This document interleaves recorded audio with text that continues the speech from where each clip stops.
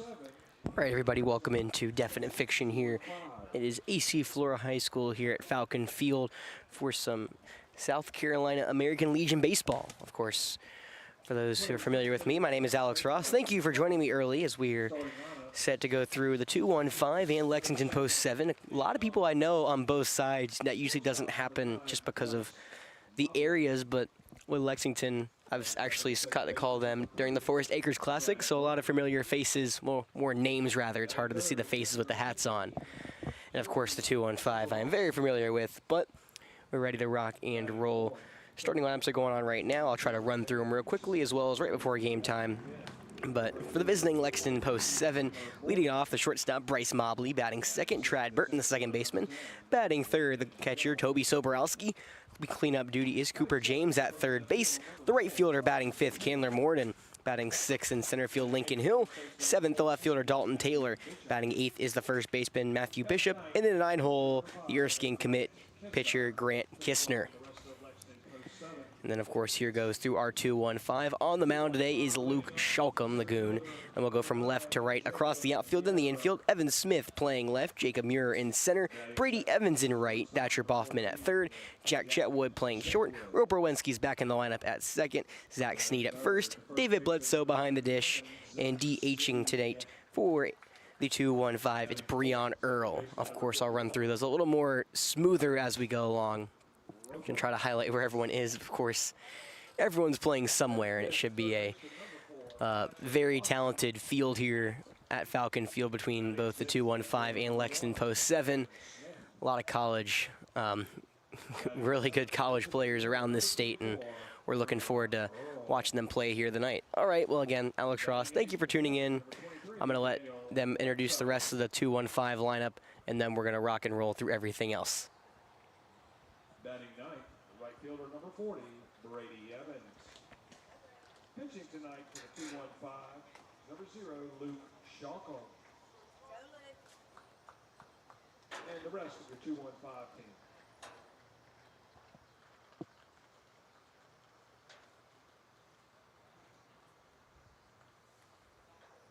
Players and coaches, please stand in your respective lines. And players, repeat after me the Legion Creed. I will keep faith with my teammates. I will keep my temper. I will keep myself fit. I will keep a stout heart in defeat. I will keep my pride under control in victory. I will keep a sound soul, a clean mind, and a healthy body. Now please stand and remove your caps as we honor the United States of America with the playing of our national anthem.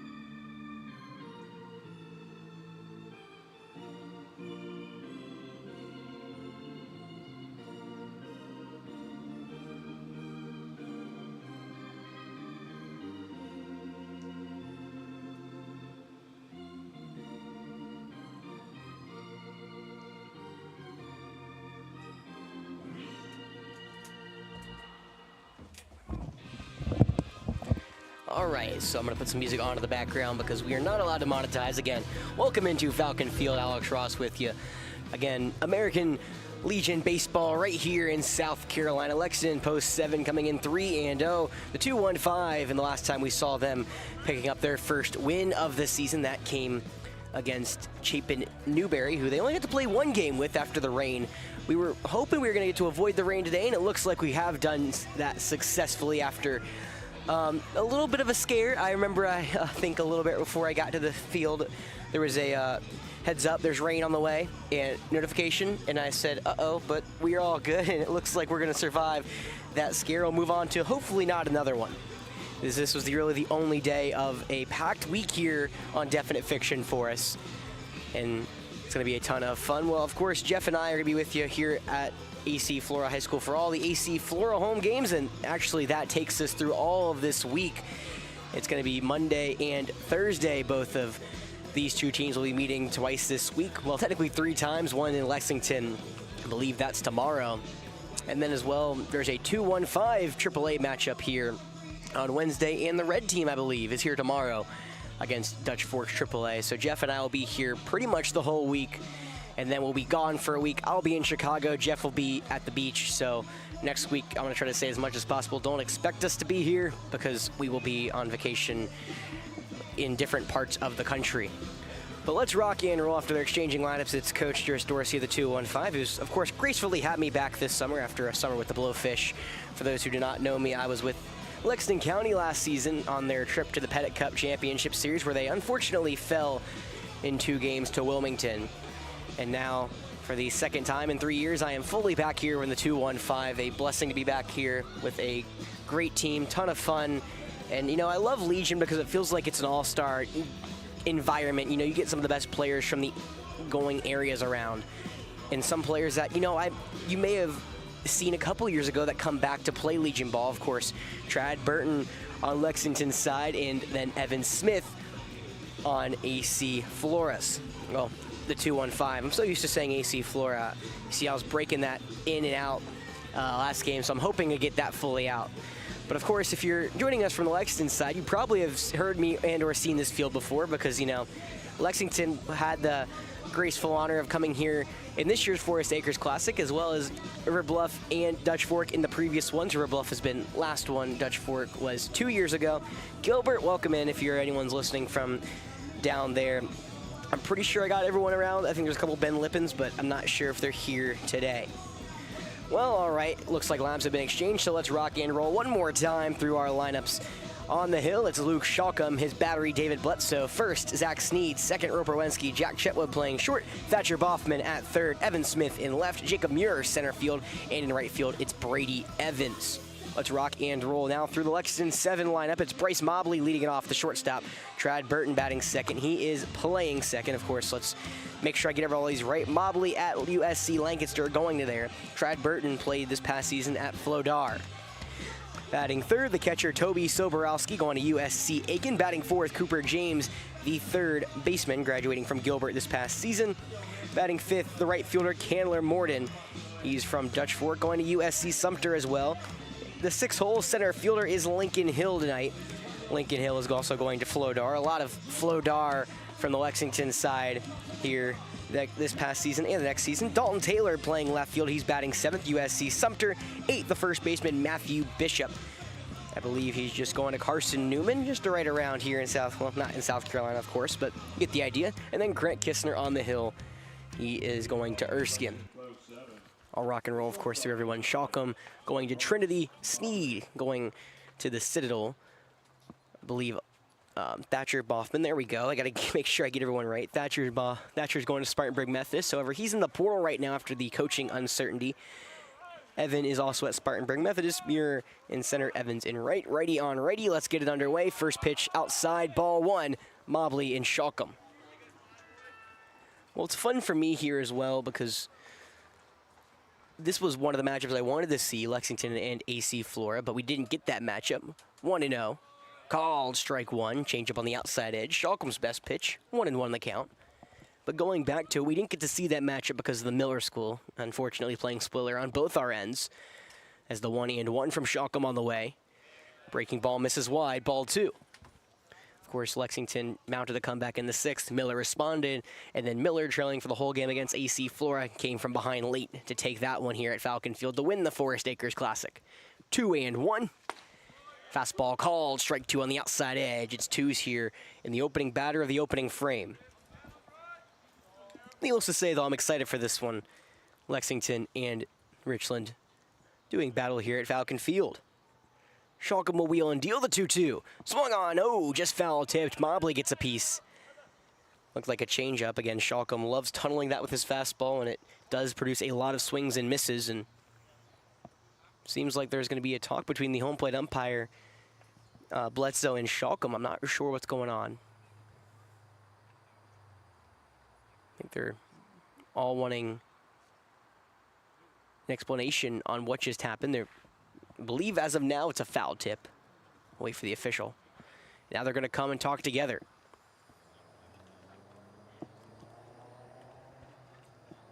Again, if you're tuning in, welcome from anywhere in South Carolina, or if you're out of town, of course, travel plans go all the way around this summer. And with the music playing, we'll be right back. And, well, maybe not. Put some background music on for a second, just so monetization doesn't get the best of us.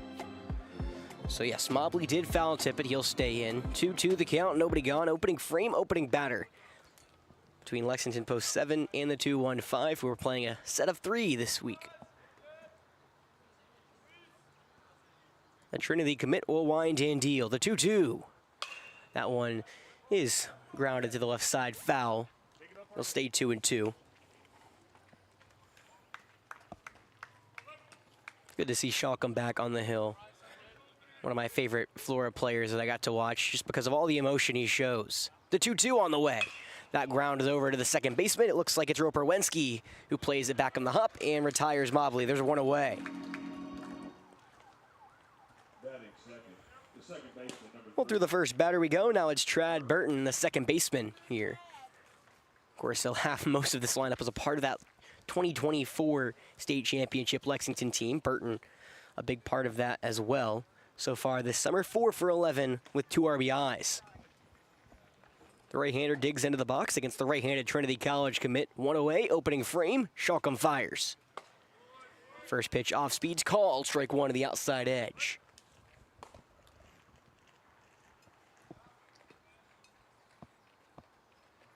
Shalcom will wind and deal the 0-1.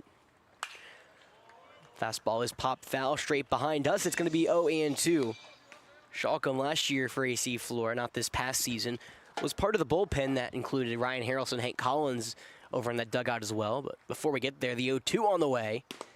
Breaking ball misses outside. It's 1-2. And I talked to Shalcom, you know, now that he became more of a hybrid starter slash reliever for this year's AC Flora team, about how different that was. The 1-2 from Shalcom fired home is chopped to the left side toward the Lexington dugout, foul. Well, what Shalcom told me about that transition is he said, you know, I used to show a lot of emotion as a reliever because I'd go 1 or 2 innings, throw my heart out, and then go home and crash. Well, this year I have to reserve my energy, which is why you see a more laid-back Luke Shalcom on the mound. The 1-2 from him on the way. Breaking ball that doesn't break. Stays upstairs. It's 2-2. It's a nice breeze here, though, in the Midlands right now, giving me some support after I'm trying not to sweat my whole fluids out of my body. 2-2 from Shalcom on the way. Fastball called, strike 3. Froze him on ice on the outside edge, and there's 2 away. Nice pitch from Shalcom. The heater freezes Burton, and now there's 2 away. It's Toby Soborowski. You know, one of my favorite things in broadcasting is trying to get a name down for it to be a lot easier. Soborowski's last name doesn't look easy on paper, but then you say it out loud, and it's not that bad. The catcher will step into the right-handed box. There's 2 away, opening frame. The first pitch from Shalcom. Called, strike 1, changeup on the outside edge. That's where Luke has been living so far here in this first inning, outside heavy against the right-handers. Luke will kick in, deal the 0-1. Fastball misses wide, ball 1. Third batter of the game, Toby Soborowski, the USC Aiken commit, 0 for 5 so far on the summer. Looking for his first hit as the 1-1 on the way. That changeup is lined into right center field. Going over is Jacob Muir, the center fielder, and he runs it down near the warning track. Great jump from the center fielder. Muir. Shalcom tips the cap, and the 2-1-5 get the post seveners to go 1-2-3 in the opening frame. We'll go to the bottom of the first right here on Definite Fiction.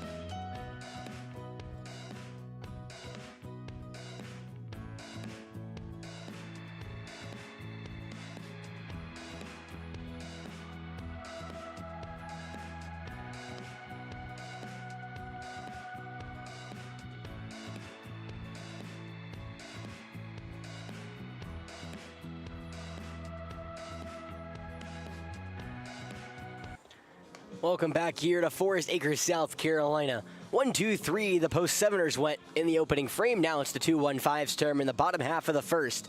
Looking to break the scoreless tie early in this one. I forgot to go through the laps real quick, so I'll rock and roll. Muir, Chetwood, Sneed, Wensky, Boffman, Smith, Earl, Bledsoe, and Evans here for the 2-1-5. If you want to rewind that and hear it again, I'm sorry.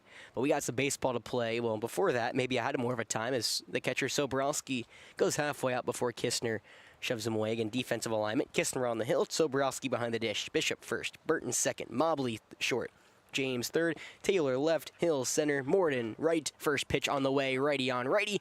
Sweeping slider, low in the zone. Called strike one. All right, there we go. We're back in full force here. The 0-1 from Kistner. Curveball misses upstairs. It's 1-1. So far, Grant Kistner, the Erskine signees, making his second start of the summer, went 4 scoreless innings in his first. The 1-1 from the right-hander. Fastball called, strike 2 on the outside edge. Muir had a spectacular play to end the opening frame. A shot to the warning track from Soborowski that was run down by the center fielder. The 1-2. Fastball's behind Muir. He has to sidestep out of the way. It's 2-2. But Muir was having a great day at the plate the last time we saw him. Currently 3 for 9 so far in the summer with a double. That double was in the last game we played against Chapin Newberry. Supposed to be 3, but it was only 2. We'll have to see if that one's made up. 2-2 on the way from Kistner. Breaking ball stays in tight. It's now 3-2. Good eye for Muir.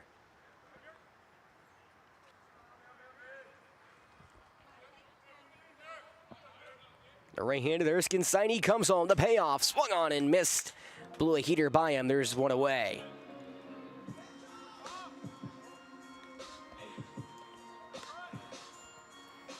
Well, 1 up, 1 down here for Kistner. It's now Jack Chetwood, who had a spectacular game the last time we saw him, again last week. Went 3 for 3 with 2 RBIs.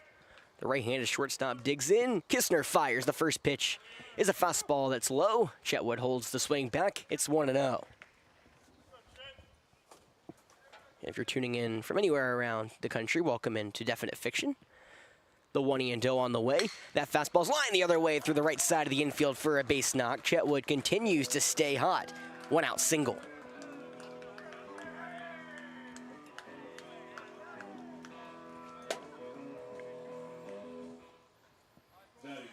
Well, Chetwood now 5 for 9 to start his summer. A shortstop for AC Flora. Going to making a mainstay in the lineup. It's why he's moved into the 2-hole, and now it's the left-handed first baseman here this evening, Zach Sneed.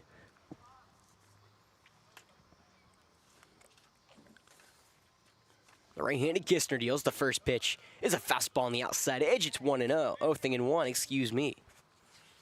Well, Sneed missed his first homer of the summer last time out. Had a scorching double off the right field wall that missed it by a couple feet. Third baseman in, the 0-1. Fastball away, ball 1. One of the top third basemen in this senior class, committed to the Citadel. And he'll be playing baseball there next season.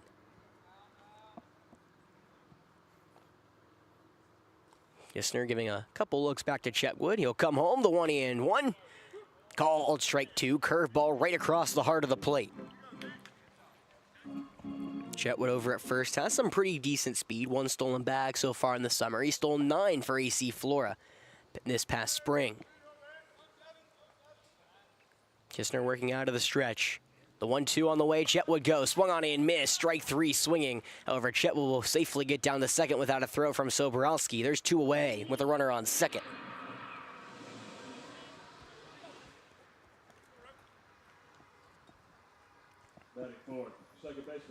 Well, it's been 1-1. You know, strikeout, single, strikeout. We'll see if Roper Wensky can continue the trend here. The right-handed second baseman will step into the box. Car horn going off in the background. First pitch from Kistner is a fastball that's lined, foul, grounds out of play to the right side. It's 0-1. Well, Roper has been playing a lot of football so far this summer for the AC Flora 7-on-7 team, and got his third offer, I believe, at East Tennessee State this past week. Of course, at the second base side, he's all-state. The 0-1. Called strike 2, a curveball on the outside edge. Kistner ahead 0-2. There's 2 away in the bottom of the first. We're still scoreless, but not AC Flora, the 2-1-5 have the first runner of this contest over at second if they can get him home. Kistner wheels and deals the 0-2. Called strike 3. Breaking ball dips into the inside part of the zone, and that will retire the side. The 2-1-5 leave a runner at second. We're scoreless going to the top of the second. We come back here on Definite Fiction.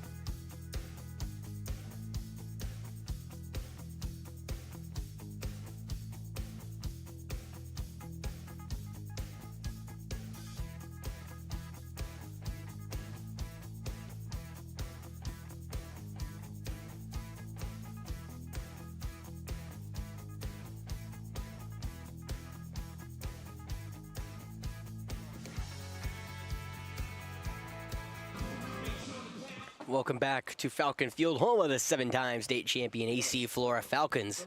Tonight it plays host to Lexington, post 7 and the Richland 2-1-5. So far, we're scoreless going to the top of the second. Due up for post 7, it's James, Morden, and Hill. Well, Shalcom worked a 1-2-3 inning in the opening frame. He'll come back on the hill. The right-hander committed to Trinity versus the right-handed Cooper James. First pitch on the way. Changeup misses wide, ball 1. Well, back in that first inning, Shalcom worked completely outside against the right-handers. We'll see if he tries to continue to work more away. If he comes in, that changeup may do wonders inside as well. The 0-1 misses upstairs, or the 1-0 misses upstairs. It's 2-0 now, nobody gone. Top 2. Shalcom kicks and deals the 2-0. Fastball wide, he's behind 3-0 here to the cleanup hitting Cooper James. So far this summer, James 2 for 5 with a home run, 3 RBIs. The 3-0 from Shalcom. Fastball misses wide, a 4-pitch walk to the cleanup hitter. And it will lead off the inning with a base runner here. The first one for Lexington post 7 this evening. Now it's Candler Morden batting second in the inning, batting 5th today in the Lexington post 7 lineup. Morden, the USC Sumter signee, 1 for 6 with a strikeout, a stolen bag. Right on right, Shalcom awaits, and now we'll fire the first pitch. Breaking ball missed wide, ball 1. Now it's 5 straight balls for Luke.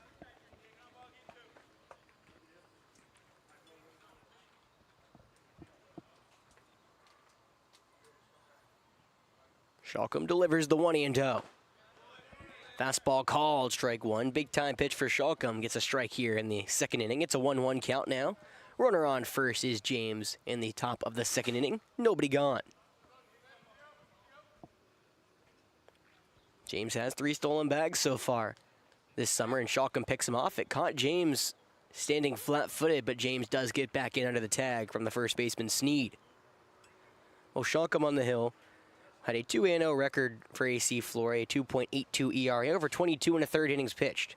So far this summer, making a second start. The 1-1. That breaking ball is chopped to the left side, foul towards the Lexington dugout. It'll be 1-2. Shalcom had a very hot start to the season, around 15 innings without having an earned run, but then a couple of them ballooned in the later part of the season.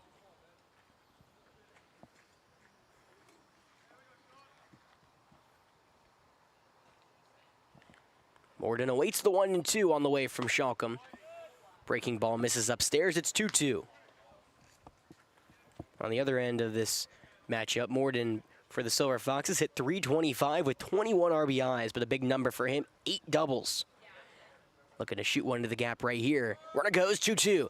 Pitch called, ball 3, fastball low. The throw down at second's not in time. James swipes second. It'll be a full count incoming.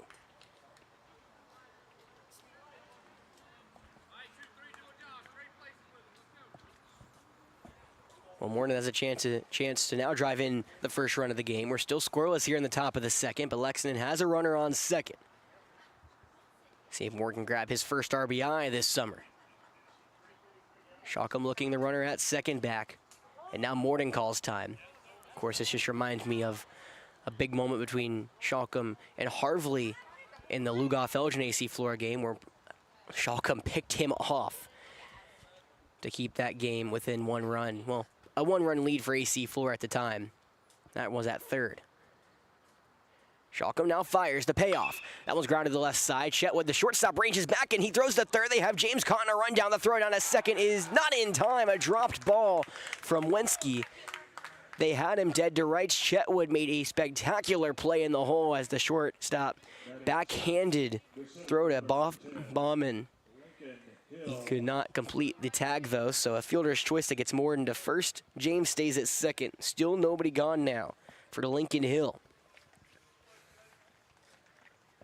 What a wild play that was. Ball hit in the left side of the infield in the hole. Chetwood ran it down, made a nice throw to third. Boffman had James caught in a run down between second and third. Threw it to second where Wenske couldn't hang on to the ball.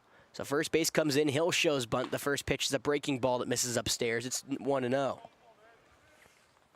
So Morden on to first on the fielder's choice. He does not get a hit, but he will get first. It is an error on Wenske, as now James stays at second. 1-0 the count. Nobody gone. Top 2. Right on right here in this matchup as Hill shows bunt again. That 1-0 called. Strike 1. Fastball on the outside edge from Shalcombe. So we'll return now to the batter's box. Lincoln Hill, the Flodar commit, 2 for 10 on the summer. Big number for him, 3 RBIs. He's got 2 sitting on the base paths, 1 at second and 1 at first.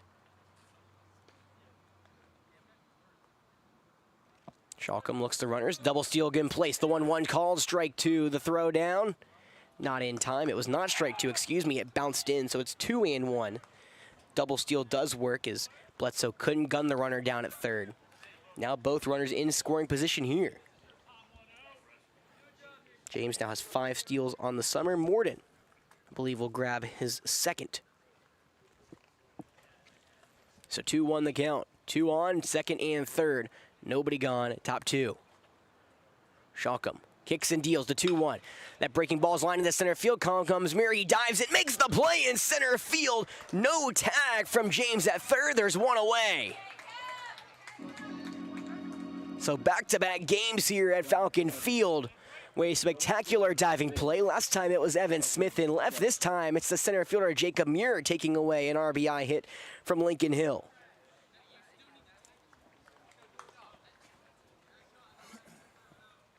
Well, that's how you do it. Muir has now saved at least 2 hits this evening so far, but it doesn't get any easier. It's Dalton Taylor here, the Gilbert Indian, in the first batter today for Lexington in the left-handed batter's box. The right-handed Shalcombe fires home. The changeup stays upstairs. It's 1-0. Got to catch my breath after a hot start here to this second inning. The USC Sumter signee awaits at the dish. 1-0 on the way. Taylor watches it stay inside. A low fastball. It's 2-0. Well, Taylor was known for his prowess on the hill for Gilbert this past season, a 0.37 ERA. So far this summer, 1 for 1 at the dish. Not too shabby. He'd play in left field for Gilbert when he wasn't pitching. The 2-0. Changeup upstairs is popped to the left side. Bledsoe, the catcher, gives it a run over. Doesn't even lose the mask as it hits out of play. That is strike 1 here in the at-bat. Well, after Taylor, it's Bishop on deck, and if it gets that far, the pitcher Kistner in the hole. Due up for the 2-1-5 in the bottom half of the inning. It's Boffman, Smith, Earl. There we go. Been a long day, only going to be a couple more longer ones. The 2-1. Changeup, that one's lined to the right side, over the first baseman to the right field for a base knock. James will score more to the round third. The relay throw is not made, cut off by the first baseman Sneed. A 2 RBI single for Dalton Taylor, and it's 2-0 Lexington. Batting eighth, first baseman number 14, Matthew Bishop. Nice piece of hitting from Taylor. Just pulled that one to the right side into right field, and he knocks in a pair. That is the first hit for Lexington as the right-handed Matthew Bishop stigs in. Runner on first, right on right. First pitch on the way is a curveball. Stays called strike one, a little on the outside edge. Broke very late.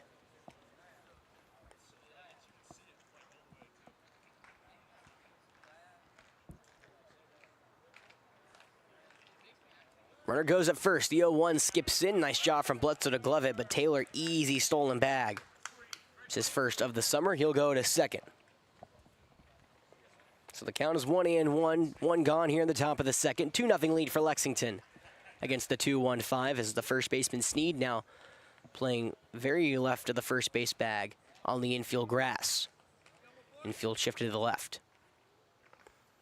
The 1-1. Breaking ball. That one's lined through the hole to the right side. The right fielder, did it made? Evans did not make the catch. It hits the turf. That will allow a great jump from Taylor to come all the way from second and score. It is going to be ruled a hit and an RBI single for Matthew Bishop. It's 3-0. That was risky from Taylor. He went on contact even though Evans had a play on that ball. Evans couldn't glove it, and it will be the third run of the inning and the game for Lexington. That will bring out a mound visit for the first time here against Luke Schalkum. I believe only one of these runs have been earned. We'll be right back.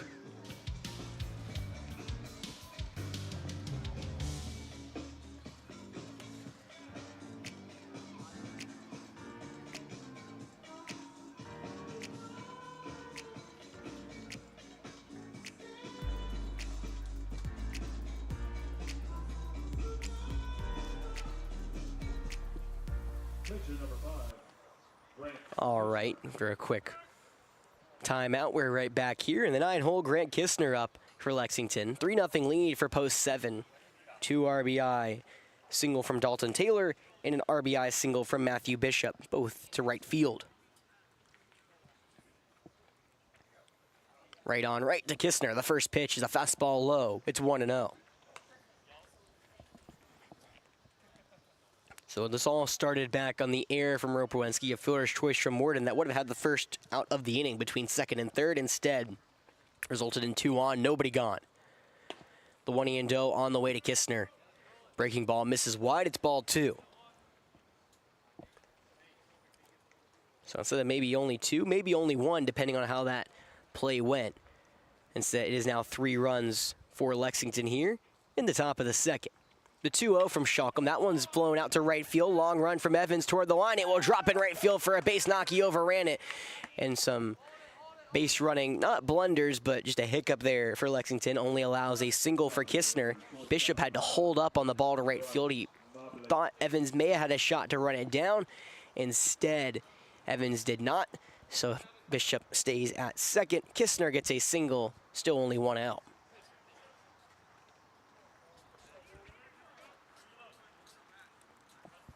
Courtesy runner over at first for the pitcher, Grant Kistner. As the top of the order back up, it's Bryce Mobley, the 7th batter of the inning. 2 on, 1 gone, 3-0 lead for Lexington here in the top of the second. It's the leadoff inning. Bryce Mobley back up again. He grounded out to the second baseman his first go around. Right on right, first pitch breaking ball stays upstairs, ball 1.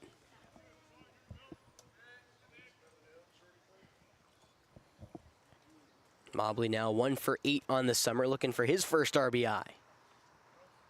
The 1-0. Fastball wide, ball 2.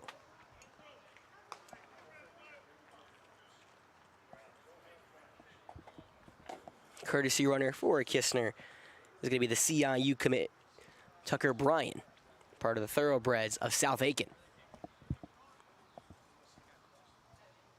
The 2-0 is popped into the air straight in front of home plate. Schalkum, the pitcher, will call off the catcher. Bledsoe in foul ground on the right side to make the out. There's now 2 away. Nice play from Shalcombe. He took charge of that pop-up just up the first base line, a little bit up, not too bad. It is now the second out of the inning. And now it's Trad Burton back up. The right-handed second baseman struck out looking his first go-around. He has a chance to produce a couple more hits. Well, a more hit and a couple more runs here for Lexington at the top of the second. First pitch on the way is slowly grounded to the left side. Foul. It'll be 0-1.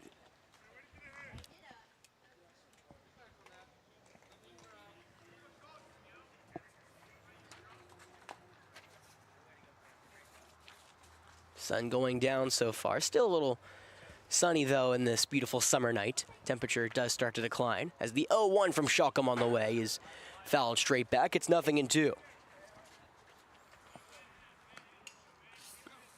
Burton was part of that Lexington team last year. He was ranked as the 9th second baseman in that 2024 class, committing to Flora Tech. Did not see any stats for him this past season, so maybe it was a redshirt year for Burton. The 0-2 from Shalcombe. Change up in the dirt. Nice job from Bledsoe to keep it in front of him. Keeps both runners at bay. It's 1-2. Again, due up in the bottom half for the 2-1-5 here in the second inning. It's Boffman, Smith, and Breon Earl. 2-1-5, going to try to get some of these runs back.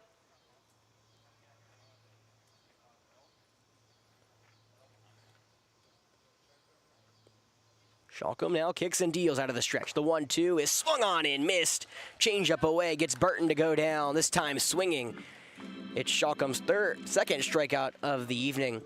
However, the Lexington post-7er strike a 2 RBI single from Taylor and an RBI single from Bishop, make it a 3-0 lead going to the bottom of the second, right here on Definite Fiction.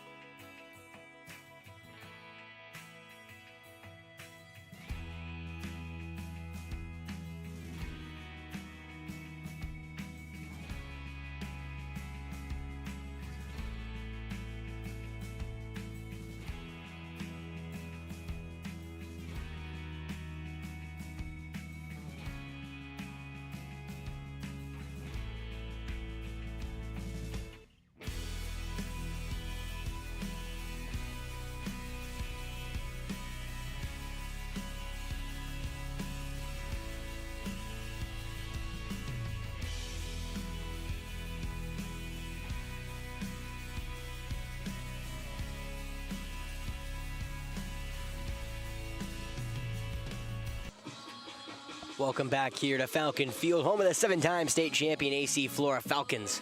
However, right now, it was Lexington who's flexing their muscles early. 3-0 lead for the post-7ers here against the 2-1-5.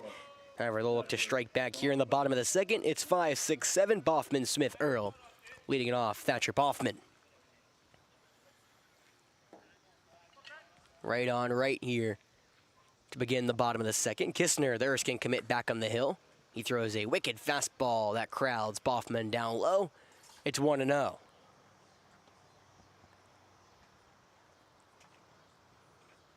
Kistner will wind and deal the 1-0. It is popped into the air, foul ground to the right side out of play. 1-1. Well, Boffman so far this summer, 2 for 9, 3 strikeouts and a walk for him. He had one of the controversial plays against Chapin Newberry where he thought he was home safe for another run in what turned out to be a beautiful 2-1-5 win, aka the first win of the summer for the senior team. They took that one 8-1, but instead Boffman got tagged out, much to his surprise, aka wide open mouth as he walked back to the dugout. The 1-1. Swung on and missed. Changeup right across the heart of the plate from Kistner. It's 1-2.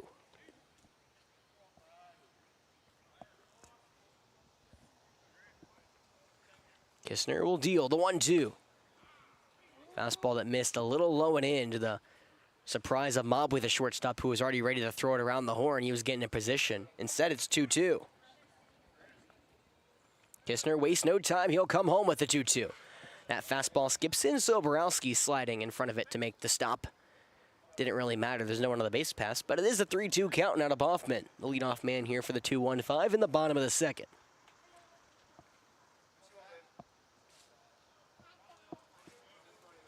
Kistner will wind and deal the payoff. Fastball way wide is ball 4. Boffman will take first, provide a leadoff base runner for the 2-1-5 in the bottom of the second. Well, Kistner, who struck out technically the side in the first inning, along with the striking out, he did allow a single, but now has allowed a leadoff base runner via the walk here against Thatcher Boffman, and now it's Evan Smith, the right-handed left fielder, digging in for the 2-1-5. Pickoff to first, not in time. Boffman, not exactly a speedster. He had 2 stolen bags for the 2-1-5 senior team last summer, but has not attempted one this summer. First pitch from Kistner. Fastball called, strike 1, right down Broadway.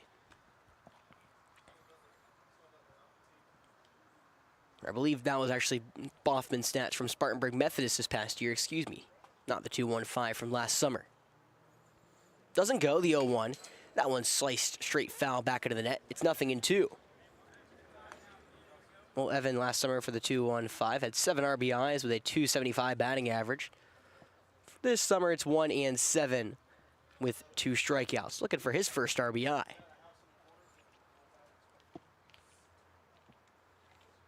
Boffman at first goes. A swung on and missed fastball is strikeout number 4. The throw to second is not in time. Boffman swipes second, but it is out number 1 via the strikeout for Kistner.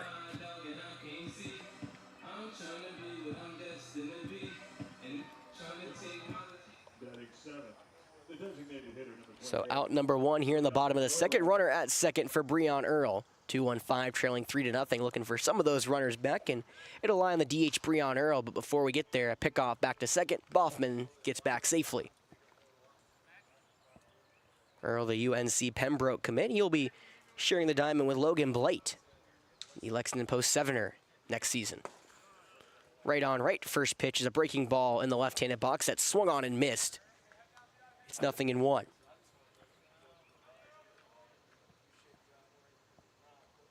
Earl played for the Falcons and Ben Lippin this past season at .260. The 0-1. Call, strike 2, breaking ball low in the zone. I had to stop myself. I thought I was about to say .270, but it was .260. He did have a homer, though, 19 RBIs, one of the big reasons the Falcons made a run at a state championship where they fell just short of it. The 0-2. Breaking ball is a high chopper to the left side. Third baseman James will field it, but it's foul territory, so it'll stay 0-2. Earl, who was already through first by the time James got it, will have to skip back to home. He was now exchanging words with the catcher, David Bledsoe, who's waiting in the on-deck circle. Just smart baseball right there, trying to give the next man up as many tells as he possibly can. Well, 0-2 count, 1 gone, bottom second, 3-0 lead for Lexington with a runner on second for the 2-1-5.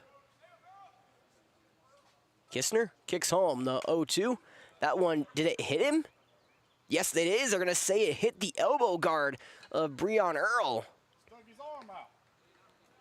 Earl will take first, and now there is 2 on, 1 out.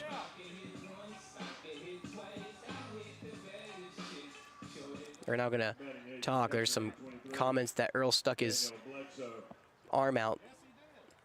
Of course, if you've been paying attention to the College World Series, you've seen that rule come into play multiple times, but no dice. Earl will get first off the hit by pitch.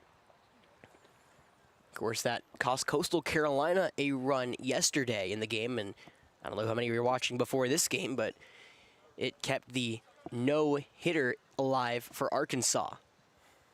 Well, it kind of helped. It didn't exactly, but you get the idea. Well, nonetheless, first pitch called, strike one, fastball low in the zone here against the left-handed catcher, David Bledsoe. It kept the racers off the base path, rather. It didn't break up the no-hitter, but it would have allowed another batter in the inning.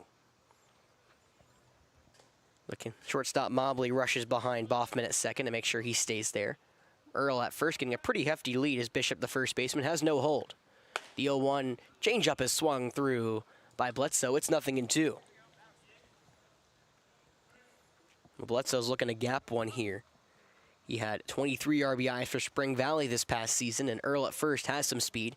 Pickoff back to second, not even close as Mobley wasn't covering the bag, so Kistner had to adjust on the fly and just throw it to where Mobley was, which is about 10 feet behind the bag. The 0-2. Fastball up high, ball one.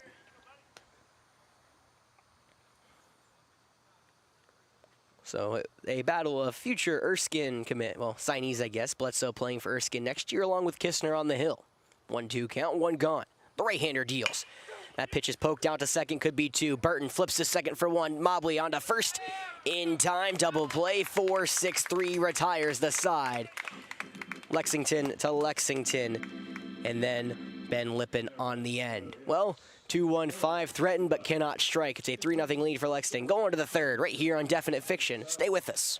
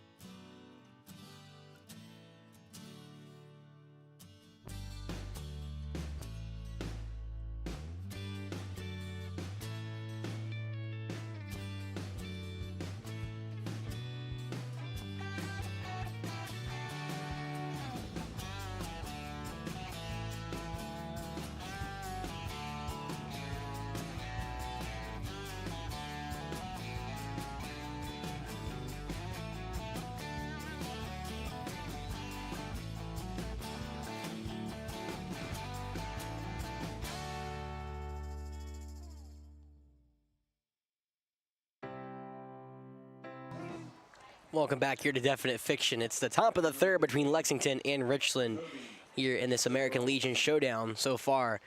The Post-Seveners leading it 3-0 after a strong top of the second. That was a 2 RBI single from Taylor and an RBI single from Bishop. Now due up here in the top of the third, it's 3-4-5, leading it off the catcher, Toby Soborelski. Right on, right, Shalcom fires. The right-hander from Trinity stays in the game. Changeup missed up high, 1-0. Soborelski scorched one to center field his first time around, but Muir ran it down in the right center field gap at the warning track. The 1-0 on the way. That one's bounced to the left side out of play. It's 1-1. Muir was able to run it down after a great jump. His second nice play of the day. Well, I guess first of two. 1-1 breaking ball on the way. That one misses low in the left-handed box. It's 2-1.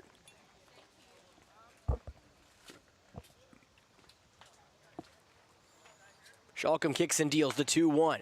Fastball stays up. It's ball 3. I didn't really get to talk about Soborelski, but he had a great year for the Wildcats in their pursuit of a state championship. Hit .372. Was on base over 50% of the time. The 3-1 from Schalkum. Breaking ball hits Soborowski. Tries to get out of the way, but he couldn't, so he'll just take first via the old easy way. Cooper James. Well, it's the part of the lineup that gave Schalkum some trouble before we get there. Courtesy runner here for the catcher, Soborowski. That's Cash. I'm going to butcher the last name. I apologize. So I'm going to wait for it. Kubicek. There we go. Nice. I meant to ask about that one. Pick off to Kubicek over at first, who slides back in safely. I'm went through my mind. I was like, I need to get that name check. I try to do it before every game. Completely forgot. But Kubicek at first, played for Ben Lippen this past season. 2 stolen bags. Well, right on right, Cooper James digs in. This is the trouble part of the lineup for Schalkum. First pitch is fouled straight back. It's 0-1. Well, this is the part of the lineup that Schalkum lost. It was James who reached off of a 4-pitch walk. In the second, he came around to score after the 2 RBI single from Dalton Taylor.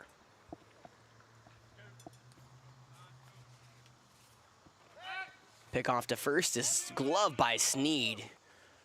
Kubicek had a dive back in safely. He had a pretty hefty lead over at first. We already have seen multiple stolen bags from both sides. Lexington's been able to swipe 3, the 2-1-5 have swiped 2. We're still in only the top of the third with nobody out. Kubicek at first, he goes. The 0-1 on the way, swung on and missed by James. The throw down to second. May have been in time, but Wenski again couldn't hang on to the high throw from Bledsoe. It'll be the 4th stolen bag for Lexington here this evening. Breaking ball was swung on very high. Looked like probably a hit and run was in order, but James couldn't make contact. So it'll just be 1-2. Schalkum picks off to second. The late pick back and move is in time. Wenski hangs on and applies a great tag. Well, Schalkum, I talked about it back in the first, has a great pickoff move and right on cue. Spun around and got Kubicek off the second base bag. Nice tag from Wenski, who held on. Well, just like that, there's one away. 1-2 count here to Cooper James. Schalkum will work out of the windup and come home. The 1-2 is grounded over to the left side. The shortstop Chetwood on the backhand. Quick throw to first on a hop is in time. Glove by Sneed. There's 2 away. Chetwood has flashed some leather so far tonight. His second nice glove play. Right fielder, number 23, Chandler Morden. Wasn't a terrible hop for Sneed. Wasn't his favorite, though. That one didn't get much off the ground over at first. Nice pick from the Citadel signee, and now it's 2 away for Chandler Morden. Morden was almost the kind of victim of Chetwood's first great glove play. Right on right. First pitch, fastball in, tight ball 1. Instead, though, it was a fielder's choice that allowed Morden to reach first after they tried to get the lead runner that ended up not working out the way the 2-1-5 planned. Schalkum kicks and deals the 1-0. Is grounded over to the left side, out of play. It'll be 1-1. Morden hit .325 this past season for the Silver Foxes. Struck out 13 times, walked 13 times. Balanced as everything should be. Of course, my Marvel reference for the night. I am an undercover nerd when it comes to everything not sports related. Well, I don't know if undercover's the right word. Pretty open, I think. The 1-1 from Schalkum. That fastball, that one's lined to left side. It's going tailing toward the line, and it will go foul down that left field line. Started off way fair and then took a very hard left-handed slice. The reverse of my golf swing. My golf swing slices to the right. Morden slices to the left. It'll be 1-2.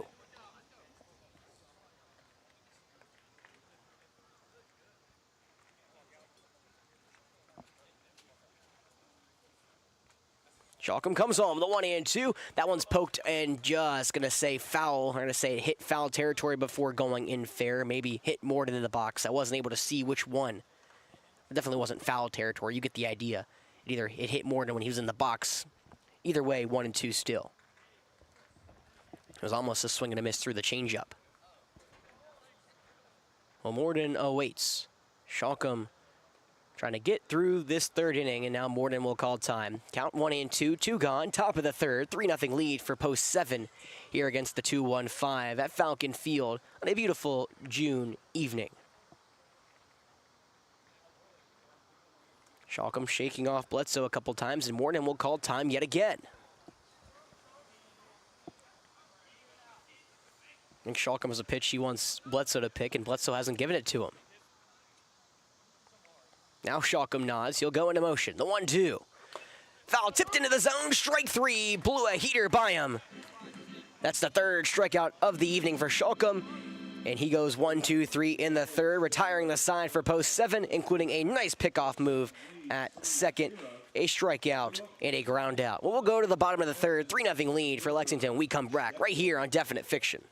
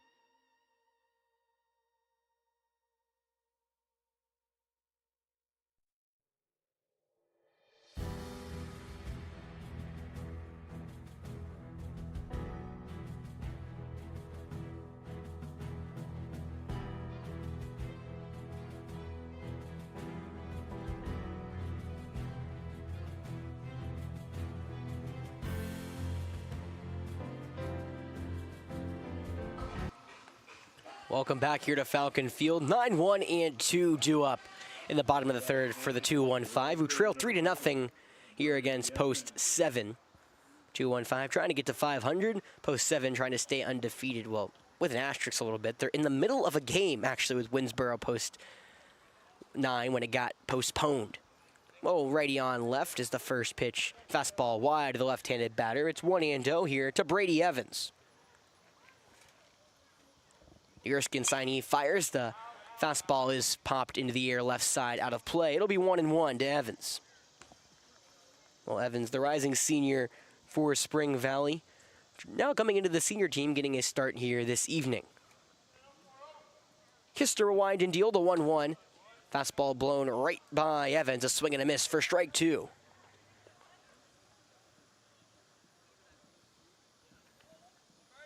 The 1-2, Kistner deals.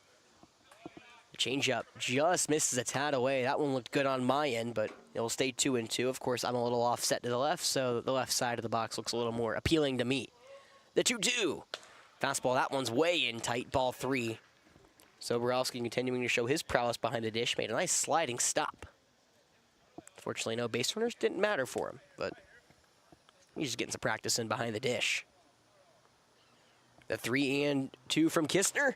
Breaking ball call, strike 3. Paints the top half of the zone. Strikeout numero 5 for Kistner. That's number 5 for out number 1.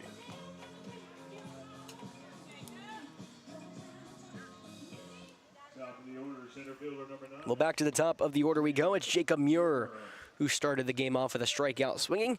The right-handed center fielder will step back in for the second time through the order for Kistner. First pitch from the Erskine signee is fouled straight back. It's 0-1.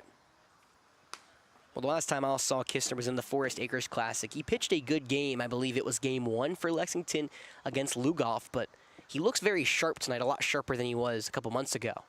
The 0-1, that one's muscled in the center field. Long run for Hill, and that will drop between the second baseman and the center fielder. Bloop single from Muir with 1 out. Pull him out right here, Toby. Pull him out.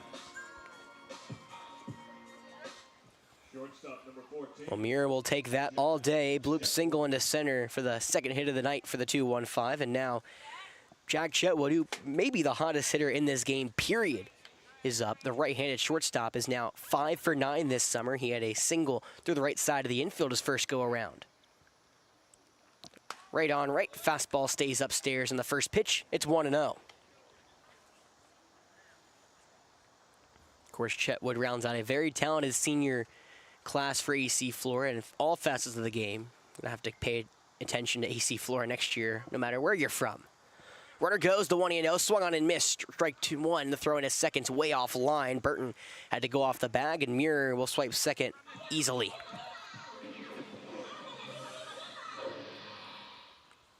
Again, hit and run this time from the 2-1-5 was not successful, so 1-1 the count, 1 gone. Bottom of the third, 3-0 lead for the Post Seveners. The 1-1 on the way, called, strike 2 on the outside edge. That one painted the lower part of the zone in the corner. 2-1-5 trying to cut into the 3-0 lead for Lexington. The 1-2 on the way is a fastball way wide. Nice glove from Soborowski. It'll be 2-2.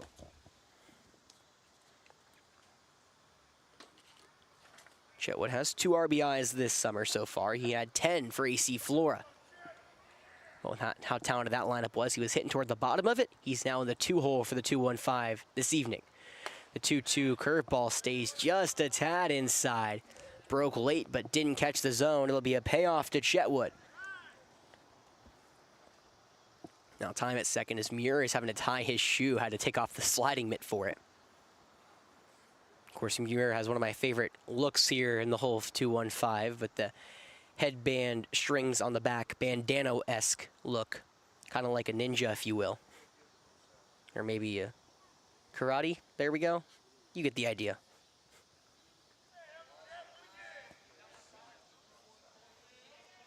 Well, Chetwood steps back into the right-handed box. 3-2 count, 1 gone. Bottom third. Runner at second. Kistner comes home the pitch. Breaking ball is bounced to the left side foul. We'll do it one more time. Well, after Chetwood, it's the Citadel signee Zach Sneed on deck, and if it gets that far in the hole, the dangerous former All-State second baseman Roper Wensky.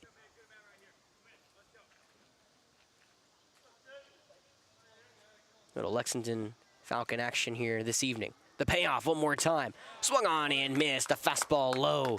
Gets Chetwood a chase, and there's 2 away.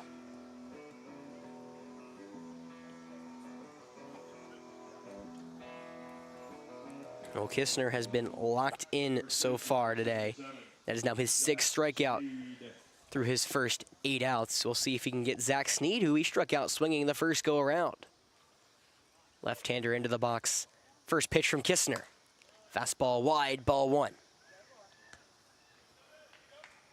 Well, Zach doesn't strike out a lot. He actually walks more than he strikes out. His best asset was that .561 on-base percentage, even with those 3 homers for AC Flora back in the spring. The 1-0. That fastball, that one's lined to the left center field gap. That will easily score a Muir from second. Chetwood will around first, take the hard turn. He'll head into second for a 2-out RBI double. Good throw from Taylor in, but they had no chance to run that one down as Sneed went the other way and gets the 2-1-5 on the board. It's a 3-1 lead now for Lexington. Second baseman, number 51, Roper Wensky. Just a good piece of hitting from Sneed. Went away with that pitch. Looked like a changeup on the outside, and Sneed took it to left center field. Easy RBI double. 2-1-5 gets their first runner of the evening, and now it's the right-handed second baseman, Roper Wensky. Kistner comes home. The first pitch is sliced to the right side, foul. It's 0-1. There we go. I am right, I promise. Roper struck out looking to end the first inning. He was out of the lineup last game, back in the lineup this one. Of course, he had some complications on the football field. Kistner steps off and looks back Sneed at second. But Wensky has been dazzling colleges around the state with his quarterback abilities as of late. The 0-1 is not made. Another pickoff. Well, step back, look over. Kistner thought about throwing it to the second baseman Burton, but held the ball in his hand. The 0-1. That one's lined high and deep out to right center field. Lincoln Hill ranging back, but it will be Candler Morton, the right fielder, who calls him off in right center field to make the grab and retire the side. Well, Zach Sneed gets the 2-1-5 on the board. An RBI double to the left center field gap. Cuts the lead to 2, but it's still a 3-1 lead for Lexington. Going to the 4th inning right here on Definite Fiction.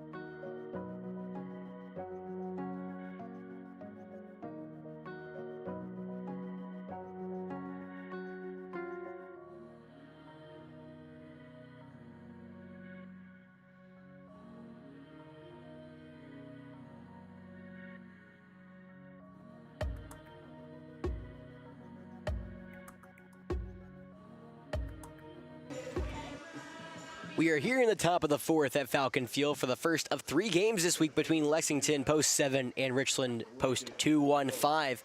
So far, Lexington has the early advantage, 3-1, heading to the halfway point in this game, and it'll be 6, 7, and 8 due up here for the post 7ers. Hill, Taylor, Bishop against the right-handed Luke Shalcom, who comes back on the bump. Right on right, Lincoln Hill steps in. First pitch from Shalcom on the way is swung through. A changeup on the inside edge, called strike. Well, not called, swinging strike. There we go. Words are fun. Shalcom out of the windup comes home, the 0-1. Changeup bounces in, 1-1. Of course, Lincoln was part of that great Lexington team this past season that came away 1.5 innings short of winning their 2nd state championship in a row. The 1-1 from Shalcom. Changeup wide, ball 2. Lexington and James Allen had a thriller of a Game 3 for all my Lexington fans out there. I was paying attention. I got invested in their team back in the Forest Acres Classic. The 2-1 is just tapped foul to the right side. It'll stay 2-2. You know, I don't usually play favorites on here, but I did have a favorite head coach, Brian Hucks, if you're listening, shout out. One of the coolest coaches to come down to the Forest Acres Classic, and as a broadcaster, I always appreciate him talking to me after the games and just conversing as people. You know, of course, we have a ton of fun talking about baseball, but it's always a lot of fun to just talk after the games and kind of decompress. You know, one of the ones I remember was thinking they had a game-tying homer against Miller. The 2-2. Swung on in, missed. The curveball ties him in knots. There's one away here in the top of the 4th. Left fielder, number 4, Dalton Taylor. Shalcom's 4th strikeout of the evening is good for out number 1 here in the 4th. It's now the left-handed left fielder, Dalton Taylor. Taylor had a 2 RBI single his first go-around, and before he gets a first pitch he can hit, Shalcom spikes one to the ground. It's 1-0.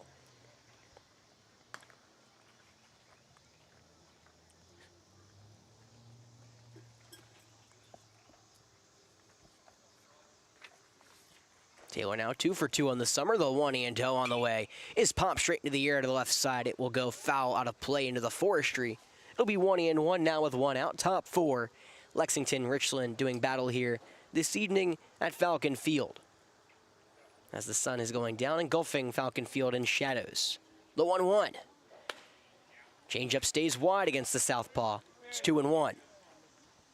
Of course, sun's not all the way down, so still pretty humid and hot here in the Midlands. We're sitting at 87 degrees right now, sweating everything I have out of my body. The 2-1. That one slowly rolled to the left side, poked to the shortstop. Chetwood has to make a running throw on the hop in time. There's 2 away.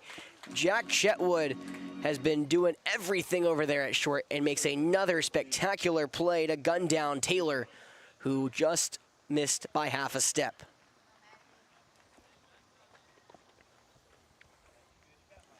It was slowly poked to the left side. Chetwood, ranging from back on the outfield grass, coming into the infield grass, makes the running throw. There's now 2 away for the right-handed Matthew Bishop. Shalcom deals. The first pitch is a changeup that misses away. Ball 1.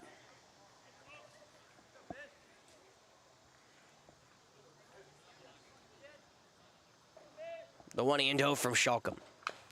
Fastball tapped foul right behind home plate. It'll be 1-1. Well, back in the 2nd inning, Bishop had the other big hit for Lexington, a RBI single going the other way through the right side of the infield. That scored a runner on 2nd. Now, bases are cleared, 1-1 the count, 2 gone, top 4. Shalcom will wind and deal, the 1-1. Curveball is tapped foul yet again to the left side.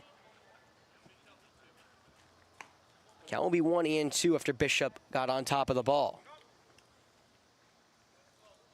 Due up for the 2-1-5 in the bottom half of the 4th. It's Boffman, Smith, Earl. The exact lineup they had in the 2nd. Before we get there, though, Shalcom will kick and deal. The 1-2.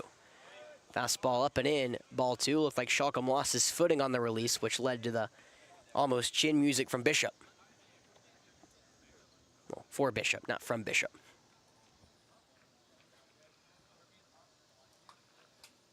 Shalcom will deliver the 2-2. Breaking ball misses a little away. That'll fill her up. 3-2, 2 gone, top four. 3-1 lead for Lexington here. And they're trying to have a 2-out rally, and Bishop trying to start it. We'll see if he can. Shalcombe will deliver the payoff. Call, strike three. Fastball froze him on the outside edge, and that will retire the side. Well, Shalcombe now 5 strikeouts for the right-handed Trinity College commit. After a sluggish second inning, he's bounced back strongly, retiring in one way or another. The last 8 batters now to get through the fourth. We're going to the bottom of the fourth right here on Definite Fiction. We come back.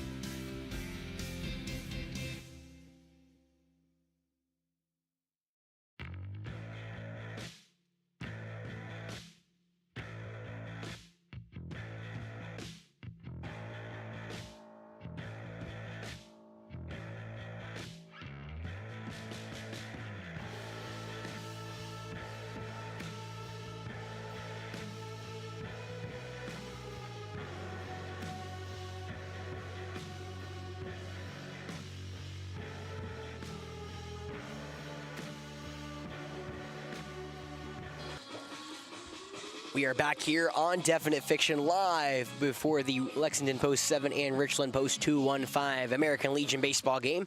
Alex Ross with you. Thank you for joining me from wherever you may be listening this evening. Of course, the beautiful Palmetto State and travelers wide out there. Well, so far it's been a competitive game where Lexington took the lead in the second. Hasn't looked back, but the 2-1-5 got one back in the third. They'll look to try to get another one back here. Leading it off, it's Thatcher Boffman. First pitch, fastball stays wide. It's 1-0. Grant Kistner, the Erskine signee, back on the hill. The 1-0. Fastball wide, ball 2. Well, it's 5, 6, 7. Boffman, Smith, Earl here for the 2-1-5. Boffman walked back in the second. The 2-0. He waits on it and watches the curveball catch the inside part of the plate. It's 2-1.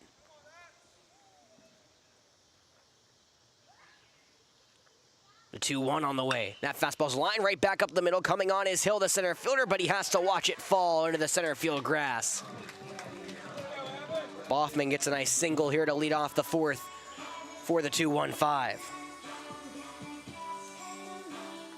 Left fielder number 1, Evan Smith. Now it's Evan Smith back up to the dish. Right on right. One on Thatcher Boffman at first here for the 2-1-5 as Smith will look up. Trying to not have the same result as last time. He struck out swinging back in the second. One of the 6 strikeout victims that Grant Kistner has accumulated so far this evening. First pitch, Boffman goes. The fastball is low and slides to the right side foul, so Boffman, after he got a good jump, will have to walk back to first.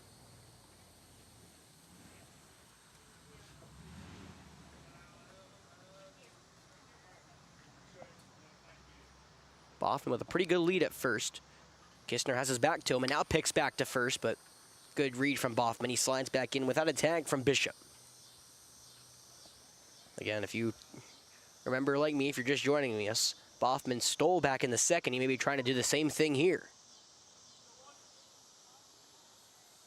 Kistner giving a couple looks back to first. He'll come home. Boffman stays. The pitch is high and inside, a fastball. 1-1 the count.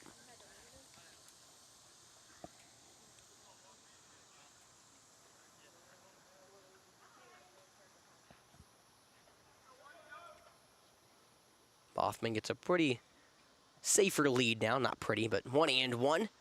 That fastball stays wide, ball 2.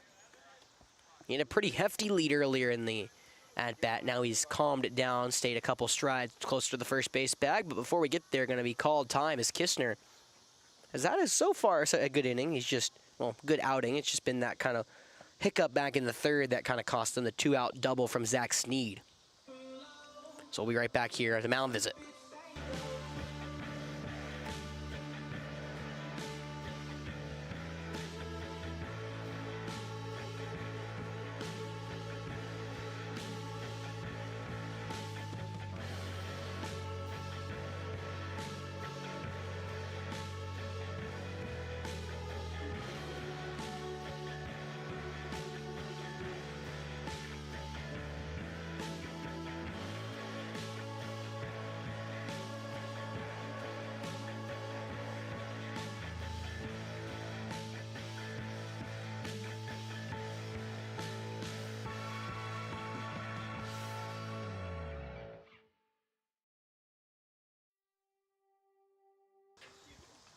After the mound visit, we'll resume action here. 2-1 count, nobody gone.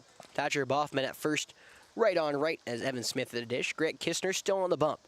Boffman goes to 2-1. That one's going to be ball 3. The throw down to second. In time from Soborowski. Nice tag from the shortstop Mobley. There's one away.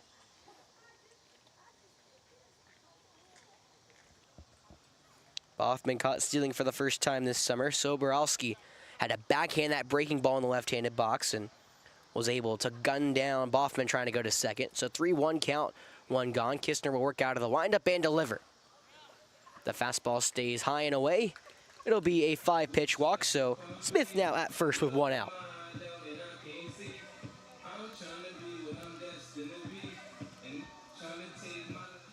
Designated hitter number 24. Breon Earl, who still is one of my favorite walk-up songs so far this summer.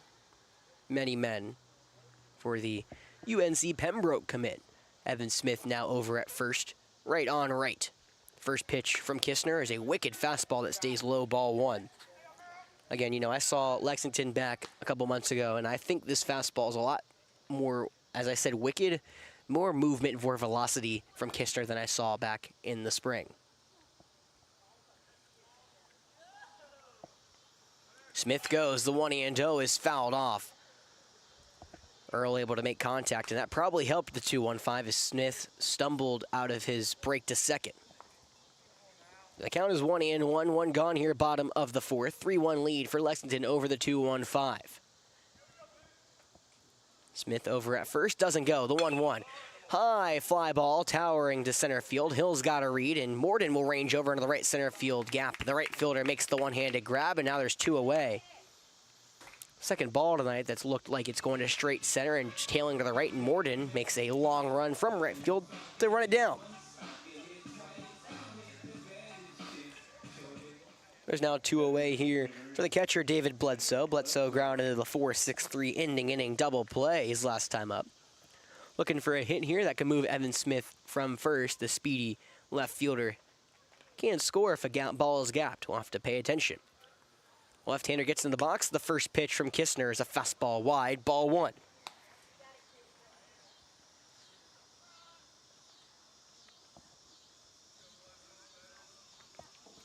Again, Erskine-Siney versus Erskine-Siney here, the 1-0 count. Smith goes from first. The pitch swung on and missed.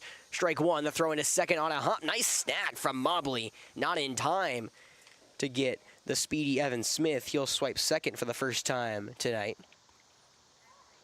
Looked to be a hit and run. Swung on and missed. So 1-1. Soborowski double clutched it, and maybe that's what led to the short throw. And Mobley, who snagged it out of almost nowhere. I mean, the fielding for the shortstop was incredible there. 1-1. Called strike 2. Fastball low in the zone. If it gets that far, Brady Evans awaits on deck, and then it's the top of the order looming for the 2-1-5. Kistner will deliver the 1-2. That ball is fouled right back into Bledsoe's shot by. He'll try to walk it off, and he'll stay 1-2.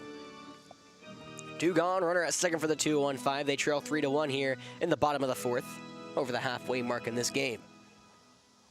As the sun is starting to retreat behind the horizon. Lights coming on here at Falcon Field. The 1-2. Changeup stays a tad outside.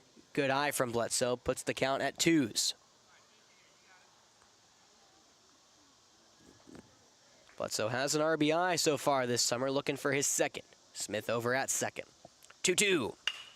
That one's poked to the right side, over the first baseman, Bishop's head, falling into right field for Morton. Smith around third, the throw to the plate is not in time. Smith slides home safely with the second run of the game for the 2-1-5. An RBI single indeed for David Bledsoe, and just like that, it's a one-run ball game. Right fielder number 40, Brady Evans. So a 3-2 ball game now for Lexington post 7. RBI single for Bledsoe. He pokes that one to the right field, just over the first baseman Bishop. Morton had no chance. And now the 2-1-5 have cut that lead back down to 1. 3-2 lead for Lexington, 2 away. Runner at first now for the left-handed Brady Evans, who's batting 9. Of course, if you're Kistner, you want to get through this part of the order. You do not want Jacob Muir to come behind you and try to add on. First pitch from the right-handed Kistner is a fastball right down Broadway against the southpaw. It's 0-1. Courtesy runner is in place at first base. Believe that is number 88, William McGee, the C.I. Yuka signee. The 1-0 changeup stays wide, ball 2.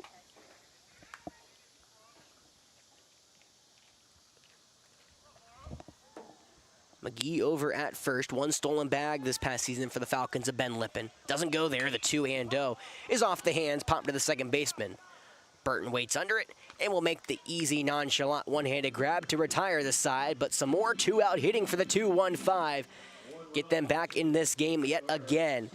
Another little bloop single over the first baseman from Bledsoe delivers the goods. A 3-2 lead for Lexington going to the back half of this one. We come back right here on Definite Fiction.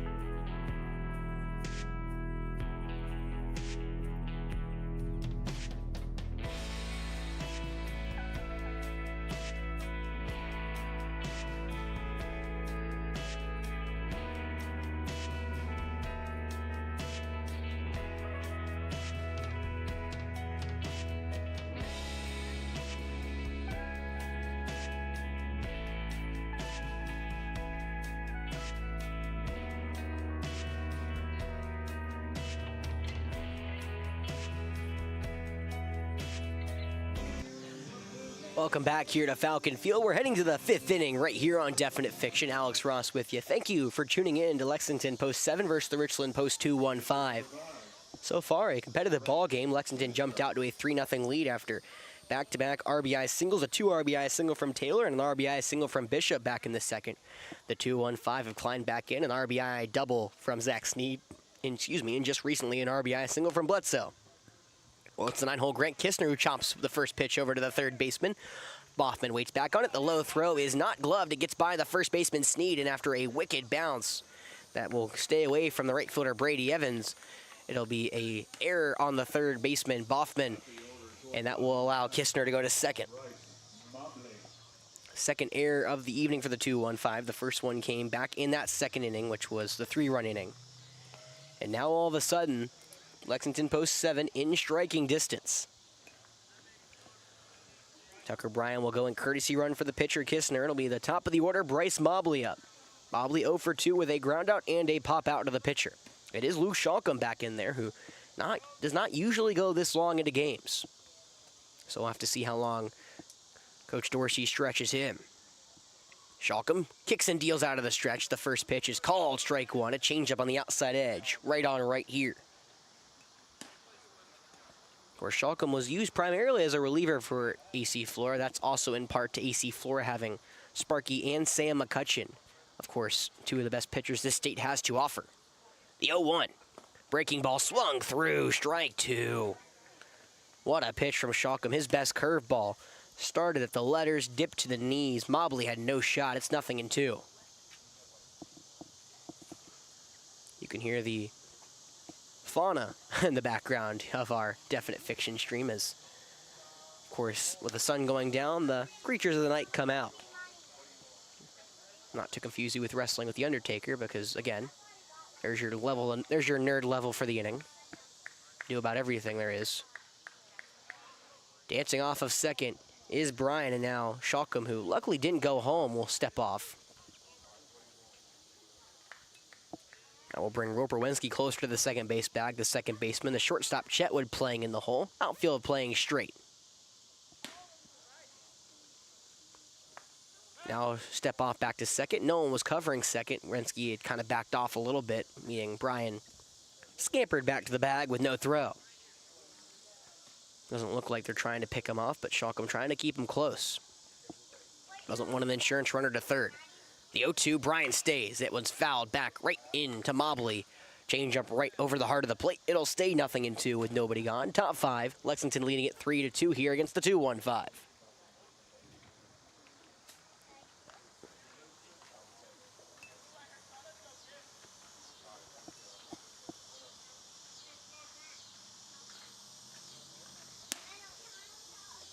Action over there in the Lexington bullpen.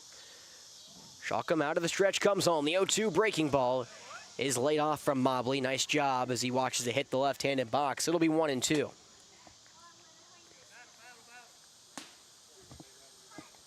That looks to be Candler Morden getting going for Lexington. He's yet to make an appearance here this summer for Post 7, but he may make his first tonight. The 1-2. That one's bounces at third baseman. Boffman fields it in foul ground and might have gotten a break there as he threw a way high ball over the first baseman Sneed's head. I think everyone thought it was fair momentarily, which means Mobley has to come from all the way in right field and go grab his bat.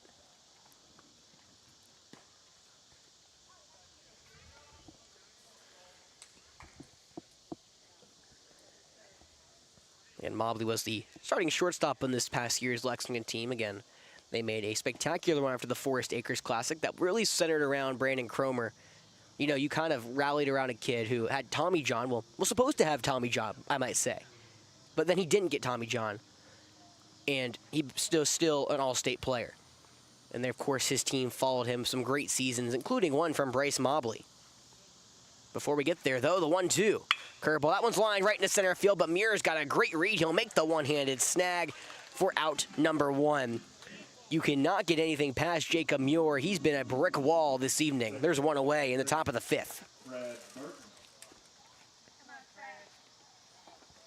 Well, Mobley, who has now been retired for the 3rd time tonight, will go back to the dugout. He did hit 253. I was going to say great season. 253, 10 RBIs, 3 doubles for the Wildcats this past season. He'll turn it over to the second baseman, Trad Burton. Right on right, one away, runner at second. Infield still shifted to the left. Brian getting a big lead at second, pickoff back to second. Not in time. Wensky with a late break to the bag, the second baseman. And it is to note, Shalcom has had that pickoff move work tonight. He got Cash Kubicek earlier in the 3rd after Kubicek got a little off the second base bag. Of course, Luke has a great pickoff move, probably one of the best I've ever seen, which isn't a lot, but is enough. First pitch right on right, just popped straight into the air, foul ground. Bledsoe sheds the mask, but we'll give it a look as that one hits out of play. And right next to me, it seems. See, with a 10 over me, trying to shield me from the sun. Shield me from the sun. There we go. I couldn't see where that ball went. So after a high pop foul, it's going to be 0-1 with 1 out. Still Brian at second. Wensky now playing right behind the second base back, keeping Brian close. The 0-1 changeup stays wide. Ball 1. 1-1 the count, 1 gone. Top 5, 3-2 lead for Lexington over the 2-1-5. Of course, we're around the 1/3 halfway mark-ish in the season. summer regular season ends around beginning of July. The 0-2. Curveball that stays upstairs, gets away from Bledsoe. Going to third is Bryan. The throw out of third is not in time. Looked like the throw beat him, but the tag did not. Great slide from Bryan. He slid to the outside of the bag, so Boffman, the third baseman, had to grab it in front of the bag, try to whip the tag all the way around, and couldn't do it in time. So it was strike two. The count now 1-2. Runner at third after a passed ball allowed by Bledsoe. Shalcom trying to work through some trouble. The 1-2. Breaking ball called. I guess it was ball two. Ball two last time. Scoreboard had it wrong. So 2-2 the count, one gone. Runner at third for Lexington. A big insurance run as they have allowed the 2-1-5 to score in the last 2 innings. Burton, who struck out twice, awaits the 2-2. He chops that one to the left side foul, chasing some post-seveners back in the dugout.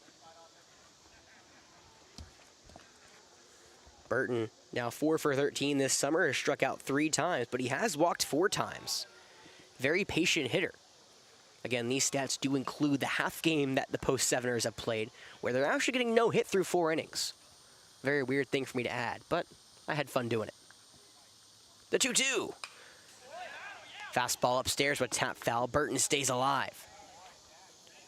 The catcher, Toby Soborowski, awaits on deck, and if it gets that far, the cleanup hitting Cooper James in the hole. Soborowski's had a solid night. He got robbed after a nice liner deep center, and he's been hit by a pitch. Burton's looking for his first hit of the night after being punched out twice by Shalcom. Before we get there, though, the first baseman comes over, Zach Sneed, to talk to Shalcom. Of course, teammates throughout their years at AC Flora. Both of them just graduated. Sneed going to the Citadel, Shalcom heading up to Connecticut for Trinity. Corners playing in, trying to predict the suicide squeeze. Middle infield playing back. The 2-2. Breaking ball stays wide. It'll bring a payoff pitch to Burton.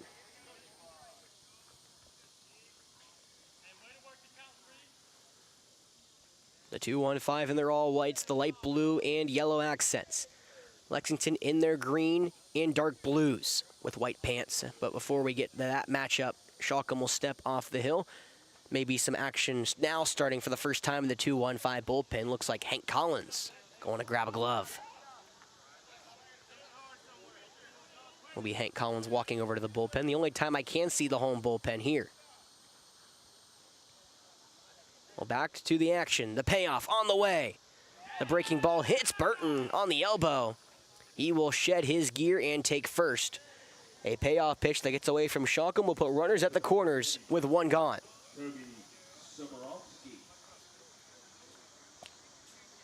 Well, one of the reasons Coach Dorsey brought me on here the 2-1-5 2 summers ago was it was back in the playoff game for AC Flora in 2023 when I questioned Coach Hout why he didn't bring Davis Rivers or Grant Loggins into a game. Put some music onto the background here just so we don't get monetized, but he said, I like how you question him. Well, this is one of the ones I'm curious to hear his answer of, pushing Shalcom to this 5th inning. Shalcom's not usually a long-term outing type of guy. He usually goes around 2 to 3, and he's now just getting started in the bullpen, so I'm curious to know kind of what he was looking at, and I think part of it is he thought Shalcom was going very strongly. Of course, as I said, Shalcom retired the last 8 batters, sort of in a kind of way. Soborowski reached off a hit by pitch, but Kubicek was picked off at second. So technically, Shalcom retired 8 straight batters in an unconventional way, but then it was an error that allowed the first runner to reach this inning. Now it's going to be Tucker Bryan at third, and Burton was hit by a pitch. So technically, an error has allowed this inning to go on a little longer, and maybe waiting for looks like Hank Collins, and yes, it is. So we're gonna get Shalcom out of this game. Shalcom with a nice inning, going 4 1/3 innings. If you can quote me on this, Goon, but I'm pretty sure that's one of the longest, if not the longest, he's went, at least at the varsity since high school level. So we'll be right back here. Pitching change. It'll be the former AC Flora Falcon, Hank Collins, getting the rubber, trying to keep the 2-1-5's 1-run deficit intact. We'll be right back here on Definite Fiction.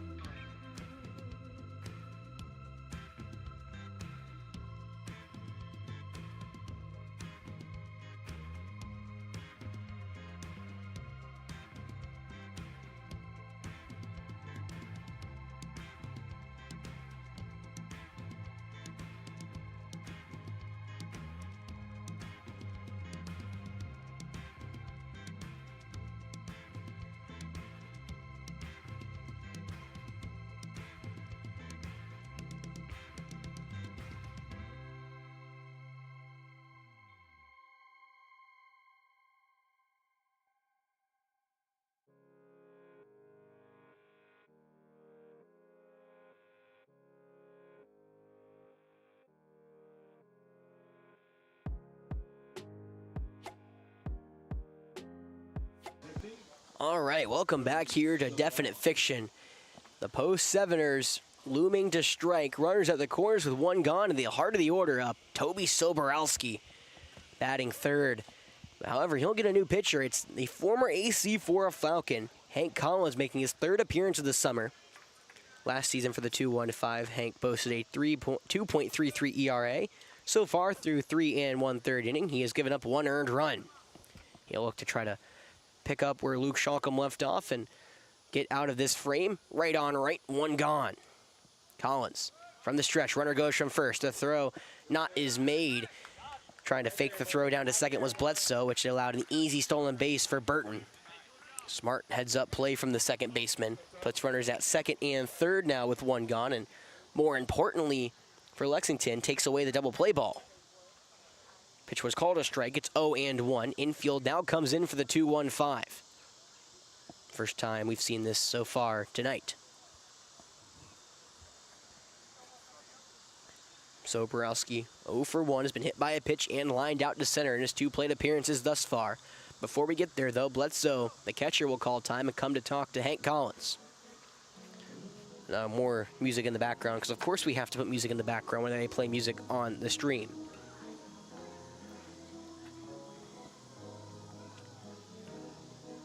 Well, this is who you want up if you're Lexington back in the spring season. Soborowski, 3 homers, 14 RBIs. The 14 may seem low, but he was the leadoff hitter for the Wildcats this past season. Unfortunately, though, on the other side, he's 0 for 6 this summer. Just wants to put one in the outfield, score an insurance run. They lead it 3-2. The 0-1 from Collins. Fastball wide, ball 1. Looked like he overthrew it.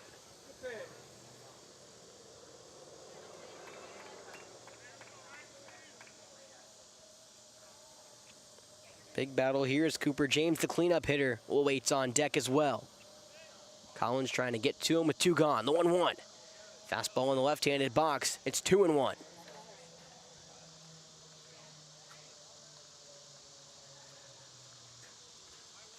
Hank making his 3rd appearance. He is 0-1 on the season. Of course, with that 1 earned run, you kind of shrug and say, well, you know, not ideal, but, you know, he's not really upset about it, I don't believe. The 2-1. Fastball low and away, ball 3. Good eye from Soborowski. He's ahead 3-1. Path to first opens up, but that would load him up here for the cleanup, Cooper James.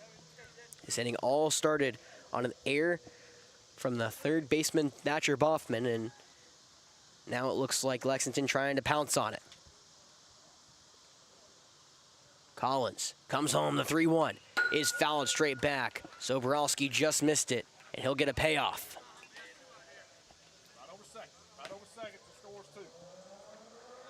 Infield in. 3-2 count, 1 gone, top 5. 3-2 lead for Lexington here over the 2-1-5. It's the catcher, Soborowski, trying to produce here and balloon the lead back up to 3. Maybe more. Collins out of the stretch. Size and fires, the payoff. Fastball way wide, not even close. That'll load him up for Cooper James. Third baseman number 20, Cooper James. Courtesy runner going back in, Cass Kubicek will go back to first. And now Cooper James, the 3rd baseman up, bases juiced, 1 out. Coach Dorsey coming out and directing traffic, putting the middle infield back towards double play depth. Corners are still in on the grass. James, who's 0 for 1 with a walk and a ground out this evening. Right on right. 2-1-5 in a big-time spot here. The Monarchs trying to get out of the jam. That's what Hank does best. First pitch on the way. Fastball misses wide, ball 1. Of course, I can't say it enough, that big game against Miller 2 years ago. Lexington doesn't remember that one. That was because it was an 11-inning affair. 4 hours here at Falcon Field between the Mavericks and the Falcons, and Hank Collins had him loaded in the 8th and then proceeded to get out of the jam. The 1-0. Fastball called, strike 1 to the outside edge. Late call from the home plate umpire. Puts the count at 1s with 1 gone.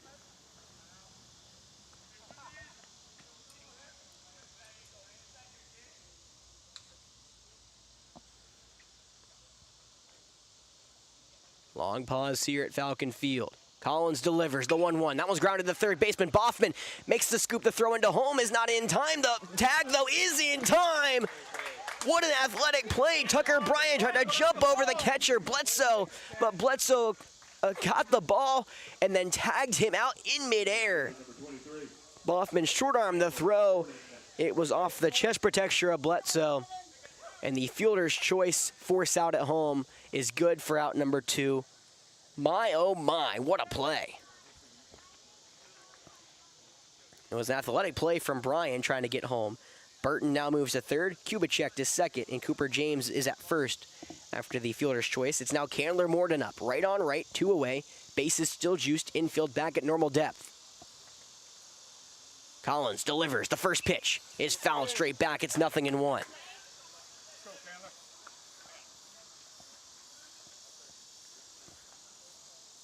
Morden, he reached back on a fielder's choice in the second, came around to score the second run of the game. He's also struck out swinging. Both of those were against Shalcombe. Now Hank Collins trying to finish out this, what has been roller coaster of a 5th inning for the 2-1-5. Get their bats back up. The 0-1. That fastball lines up the middle. Muir's got a good read. The throw and the dive is made again by Jacob Muir. Reaching back and snagging it before it hits the turf. Took away a multiple RBI single for Morden and will retire the side. This has been the Jacob Muir show in center field, and the Monarchs stay within 1. It's a 3-2 lead going to the bottom of the 5th when we come back.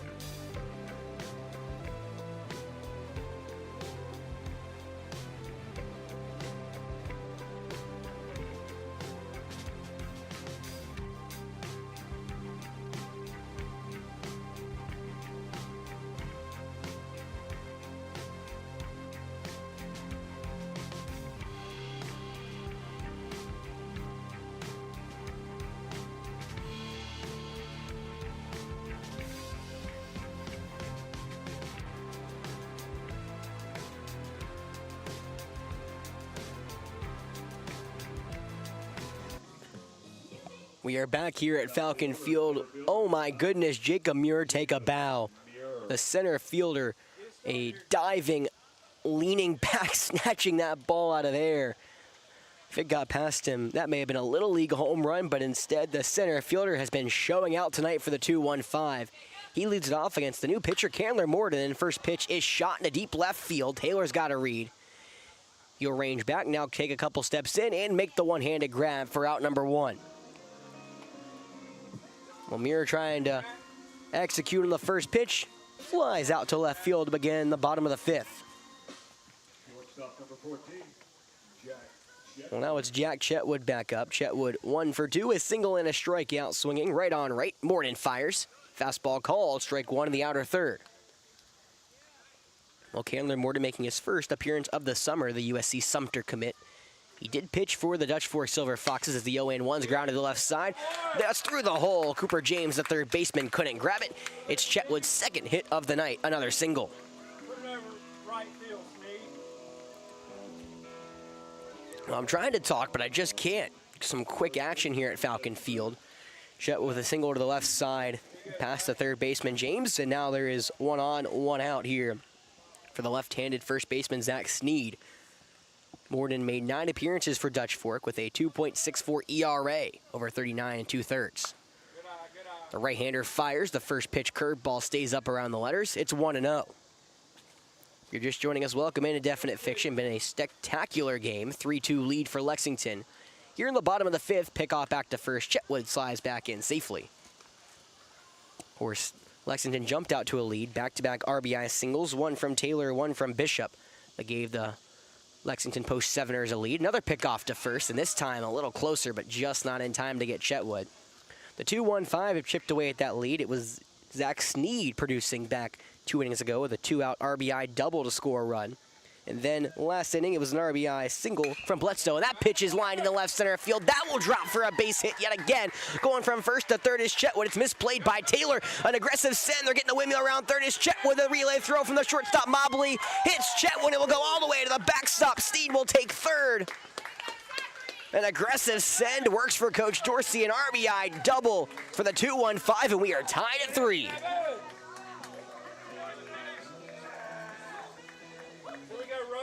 So I wasn't paying attention. I was recapping the game. Zach Snead goes the other way yet again for an RBI double. And then, of course, an aggressive send from Coach Dorsey after Dalton Taylor, the left fielder, misplayed that ball.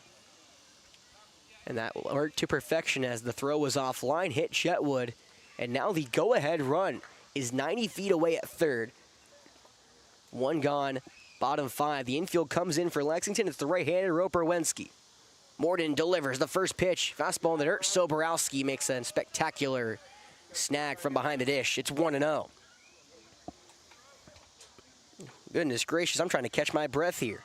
I just can't. It's been all action, no breaks here in the bottom of the 5th. 1-0. Morden trying to keep it there. Well, keep the lead. I guess not lead. Tied game intact. The 1-0 breaking ball misses away. Ball 2. Morden, who relieved Grant Kistner. Kistner had a solid day at work, 4 innings, 2 earned runs. Now the count 2-0. That pitch is grounded through the left side of the infield for a base knock. Roper Wensky delivers an RBI single, gives the Monarchs the 4-3 advantage, their first lead of the night. Keep going now.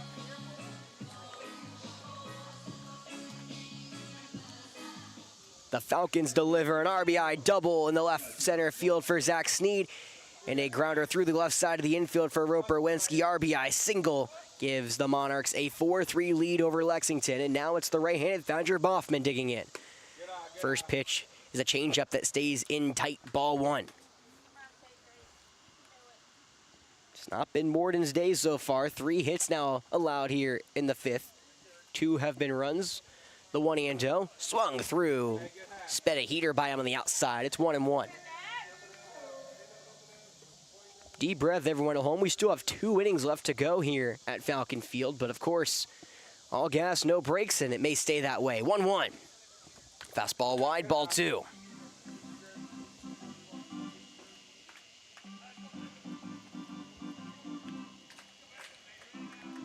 So Boffman is 1 for 1. He's walked and singled so far. Has a stolen bag and been caught stealing tonight.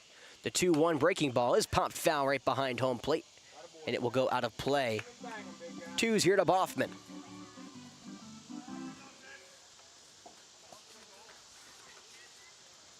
Boffman had 6 RBIs this past season for Spartanburg Methodist. He was on base 38% of the time he was at the plate. Wenski goes from first. The 2-2 skips away from Soborowski. I think it hit home and took a weird bounce. Soborowski's been a brick wall behind the dish. Couldn't glove that one, making Wenski's path to second a lot easier. It'll be a 3-2 count, one gone, and an insurance run for the 2-1-5, now at second.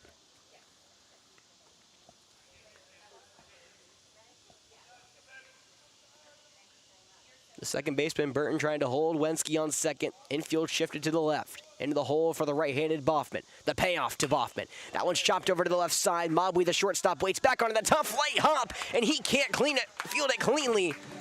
Cleanly fielded is what I was trying to say. It's an error on Mobley. Boffman reaches now for the third time tonight. Puts runners at first and second, all still with one out.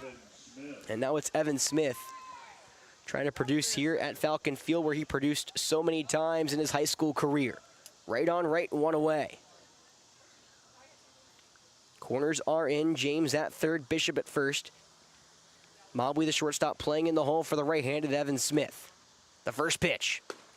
Fastball called, strike one on the outside edge from Morden. So far tonight, Smith has struck out and walked in his 2 plate appearances.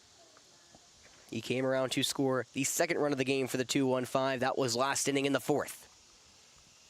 It's a 4-3 lead for the Monarchs, looking to add on. They have runners at first and second. The 0-1 on the way from the right-handed Morden. Fastball wide, ball 1.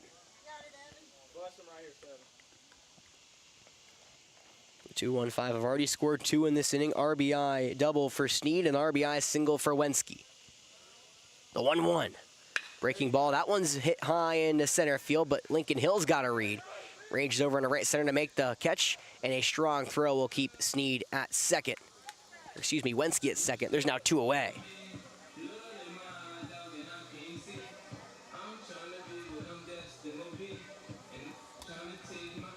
So a high fly ball doesn't get the legs it needs and stays in the yard.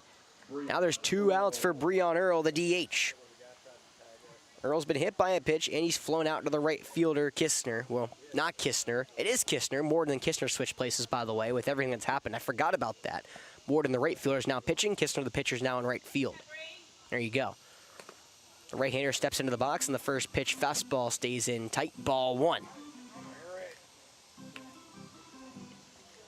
Been a fun one here tonight at Falcon Field, has the makings to be a very eventful last 2 innings. 2-5 trying to make it the last 2.5 innings, trying to add on right here.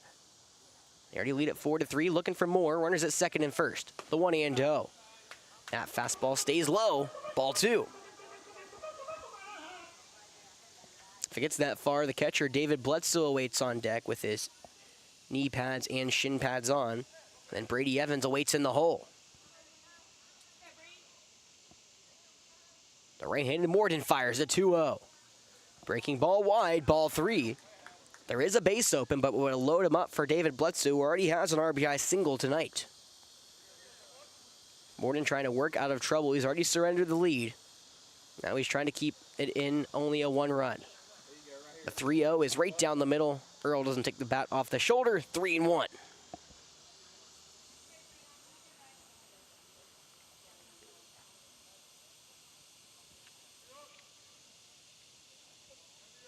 The 3-1 on the way. That fastball called, strike 1 on the outside edge. It's going to be a payoff. 3-2 the count, 2 gone. Bottom of the 5th. 2-1-5 leading for the first time today. 4-3 lead. Runners will be in motion off of movement from Morden. Earl awaits. The pitch is high and inside. It hits Earl as he's trying to lean back. It would have been ball 4 anyway. Or no, is it a foul ball? I think it must have hit the knob of the bat for Earl. An unfortunate break for the 2-1-5.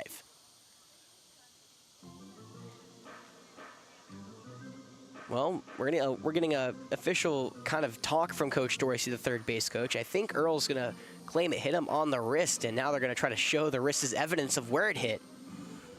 The only time I've ever seen this, and now we're going to have both umpires come and talk. Gives you a chance to throw in my high school days where one of my friends fouled a ball that was into his shin. They called it a fair ball, so he lifted his leg up, showed him the stitch marks, and the umpire threw him out of the game. Hopefully not the same thing here, but I guess they're going to say foul ball, so it must have hit the knob of the bat. Maybe it hit the fingers, which I think is an extension of the bat. I think. I know it's like basketball, the hand's an extension of the ball. I'm not sure how that one works, but I think it is. Either way, 3-2 count. Runners at first and second, 2 gone. They'll be in motion yet again.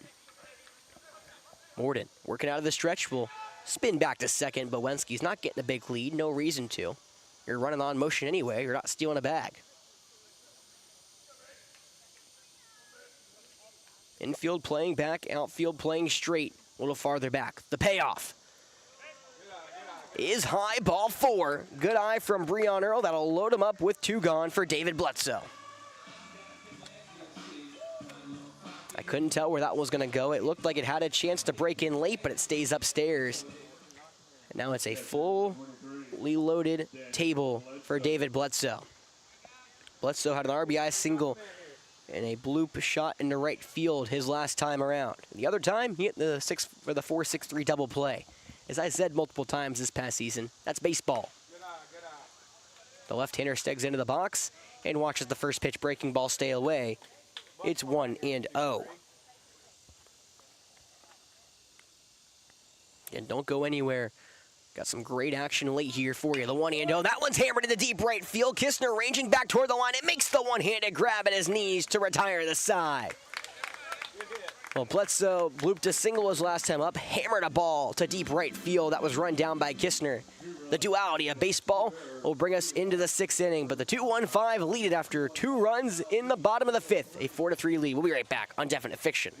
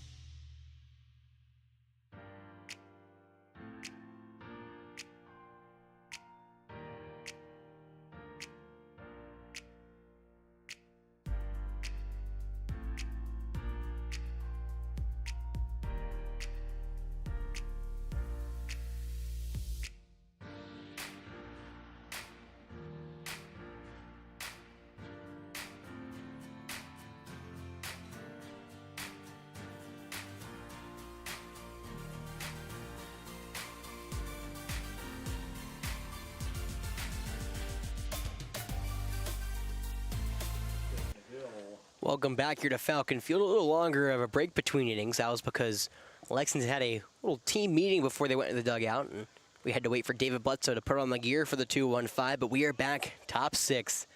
Buckle up, folks. It's been a fun one, and it has the makings of being a thriller here toward the end. It's Hank Collins, the righty, versus the right-handed center fielder, Lincoln Hill. Collins delivers the first pitch out of the stretch. Little sweeper that hits the outside part of the zone. Right on right, 0-1. Infield playing back.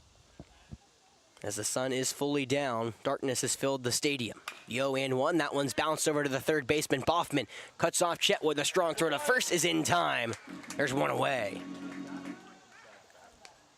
fielder number 4, Dalton Taylor. Nice play from the third baseman, Boffman. He was his ball all the way. He cut Chetwood off the shortstop and made a strong throw over to first for out number 1 here in the top of the 6th.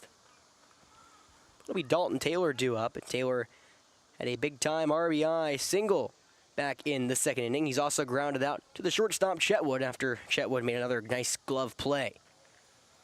Left-hander versus the right-handed Hank Collins. First pitch, fastball called, strike 1, low in the zone.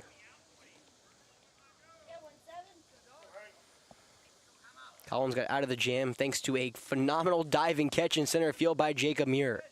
Trying to continue his hot streak, the 0-1. That fastball delivered, called, strike 2 on the outside edge. Collins works the inner third, then the outer third. He's quickly 0-2.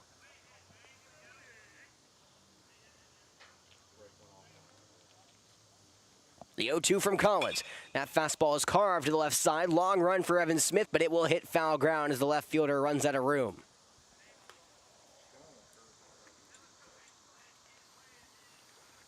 Well, Hank Collins, I talked about last inning. He has an 0-1 record on the hill. Technically, if this lead for the 2-1-5 holds, he's in line for the win because he was the pitcher when we took the lead. Again, just how it works, Sometimes you get in the unfavorable losses and sometimes you get the favorable wins. The 0-2. Fastball wide. Good eye from Taylor. Didn't miss by much. It'll be the first ball of the at-bat. Again, Definite Fiction will be back here tomorrow. It's 2-1-5 AAA Red team versus the Dutch Fork AAA team here at Falcon Field.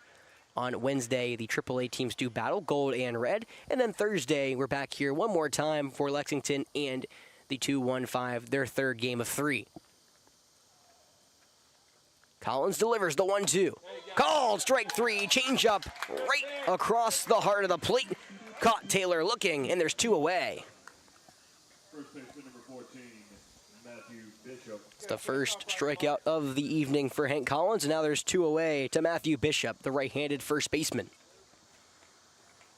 Bishop had the other of the 2 big hits back in the second, an RBI single to right. He's also struck out looking back in the 4th. Those were against Luke Shalcom. This is Hank Collins on the hill. Outfield shifted to the left, infield playing back. Bishop will call time, the hulking righty.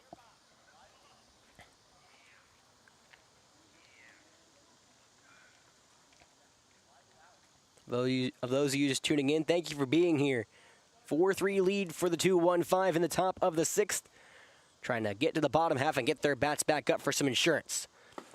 First pitch to Bishop is a heater that stays wide, ball 1. And again, after this week, Jeff and I will both be on vacation, so no Definite Fiction 2-1-5 action next week. We'll be back with you the first week of July, that July 4th week. The 1-0. That fastball's lined through the left side of the infield past the shortstop Chetwood. 2-out single for Bishop gets the tying run on the base pass here for Lexington. Number 5, Grant Kistner. Now it's Grant Kistner up. The starting pitcher for Lexington was in line for the win, only gave up 2 earned runs over 4 innings, but that lead has dissipated, and now he's trying to help himself with the bat. Bishop on first, right on right, 2 away, top of the 6th.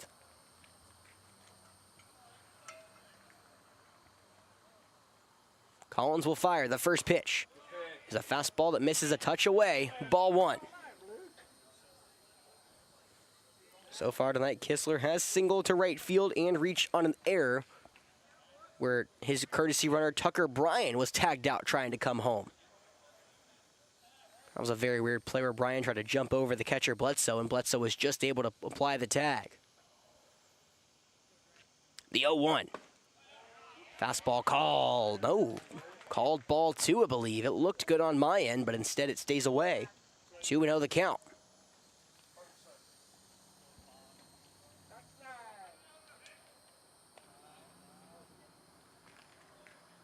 Bishop at first. Not exactly a big stolen base threat, but he can go. A pickoff back to first.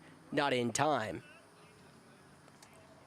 So 2-0 the count. 2 gone. Top 6th. Runner on first. The 2-1-5 in the lead for the first time this evening. 4-3 over Lexington. Collins trying to get through the 6th and get some insurance runs in the bottom of the 6th. Collins, the 2-0. That one's lined to the left center field. Coming on is Evan Smith. He dives in, makes the play yet again in left field. That will retire the side. The outfield for the 2-1-5, showing out Muir and Smith. Multiple diving catches between the two of them, and the 2-1-5 keep the lead intact. A 4-3 ball game going to the bottom half. We come back on Definite Fiction. Stay with us.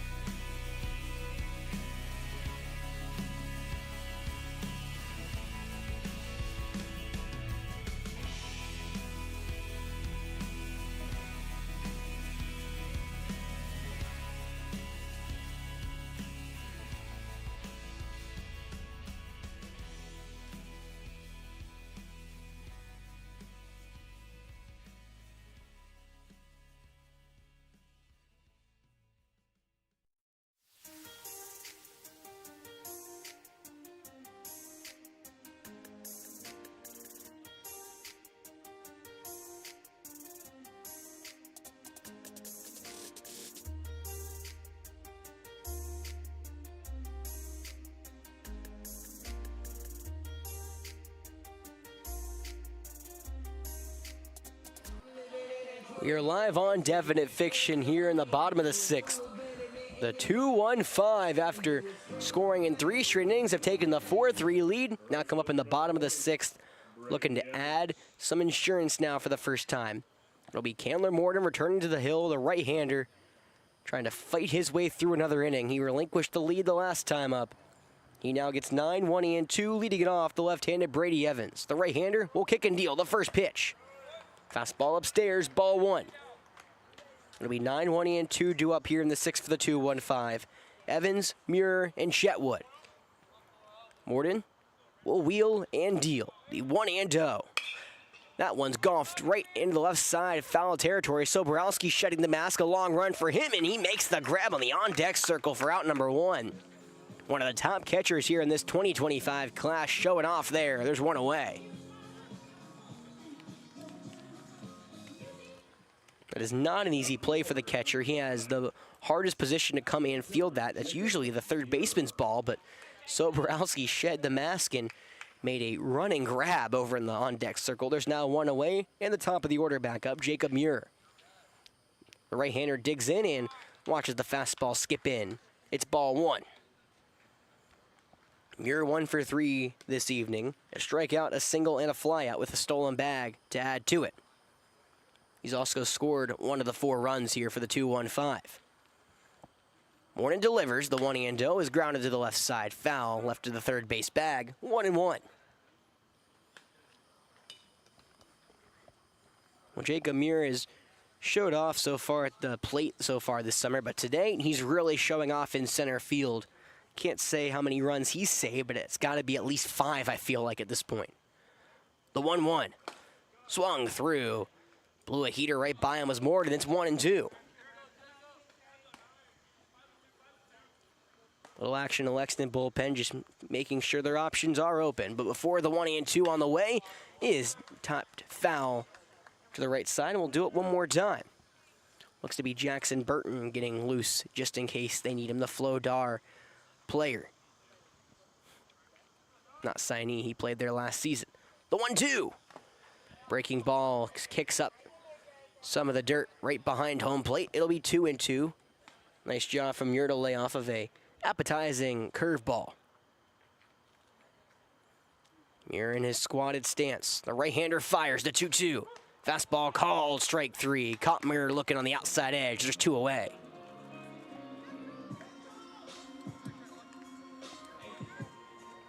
It's the first strikeout of the evening for Candler Morden. Now there's 2 away here for Jack Jetwood. The right-handed shortstop has singled twice, scored a run, and has struck out. First pitch to him is a curveball called, strike 1, right across the heart of the plate. Morden now trying to work through his second time through the order. This is where trouble started brewing for the 2-1-5 last inning. The 1-0 curveball crowds Chetwood. It'll be 2-0. Well, I guess rather the 2-1-5 started brewing that problem for Lexington. It was Chetwood who started the rally, and then Sneed and Wensky who followed. The 2-0. Fastball foul tipped into the glove. It's 2-1. No, 1-2, excuse me. There we go. So 1-2 the count. You see, that's what happens when I kind of like miss for a second. I kind of go in and out of focus, and there was my out of focus moment of the night. So 1-2 the count, 2 gone. Bottom 6th, 4-3 lead for the Monarchs. Morden delivers. That pitch is lined into deep left center field. No chance, that's run down. It's a gapper for extra bases as Chetwood gets to second. He will stop there in a 2-out double. Jack Jetwood showing out his 3rd hit of the night. That one gaps the left center field gap. And now there's trouble for Lexington yet again, and a man who's been delivering all night, Zach Sneed. It's the 9th hit of the night for the 2-1-5, and the man who has 2 doubles so far with 2 RBIs, Zach Sneed digs in, the left-handed first baseman. The right-hander delivers. The first pitch is off the hands and popped to left side foul. Soborowski sprints, but he runs out of room as that one finds the dugout of Lexington post 7. Bus one here.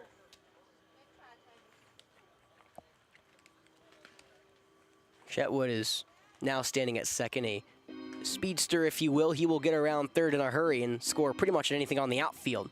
There's not really a better man to do it, as Zach Sneed is, being a lefty, made the left center field gap his home tonight.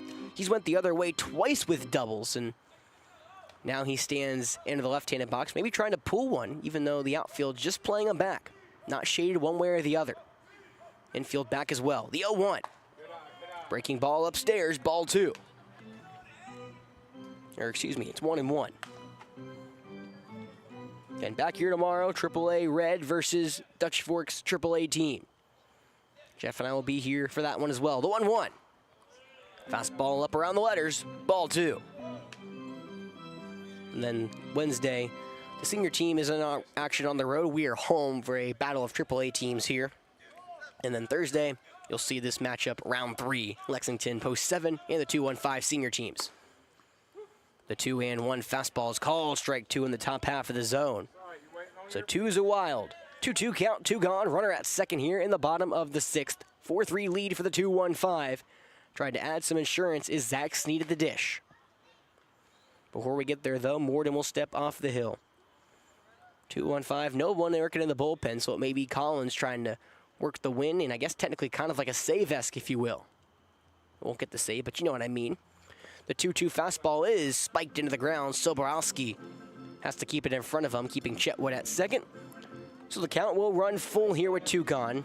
No one at first, so Chetwood will not be in motion at second. However, if it gets that far, it's Roper Wensky waiting on deck.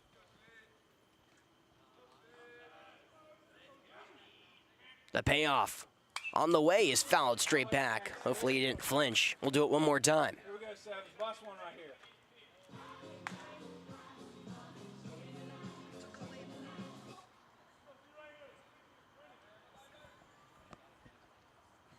Ball retrieved by Wensky. Morden will wheel and deal the payoff. High inside, ball 4. The walk king for AC Flora does it again. Works the count full and draws the walk. And now Roper Wensky is up, and that may be all for Morden. Morden, who didn't have his best stuff tonight, is technically on hook for the loss and has runners at second and first here with 2 gone. We'll be right back here after a mound visit.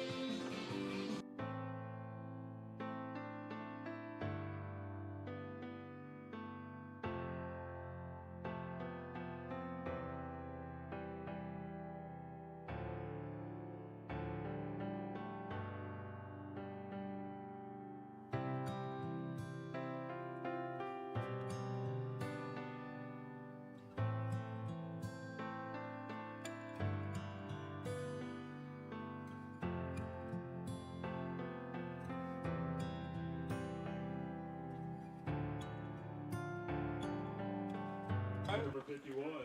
We are back here at Falcon Field. Morden will stay into the game. Again, Jackson Burton's been warming up for pretty much this whole inning, but they're going to keep him in the bullpen, at least for now. It's right on right. Runners at first and second, 2 gone in the bottom of the 6th for Roper Wensky. First pitch is inside and hits Roper. Looks like Roper was trying to get out of the way, but it caught its shirt. So now load him up here with 2 gone for Thatcher Boffman.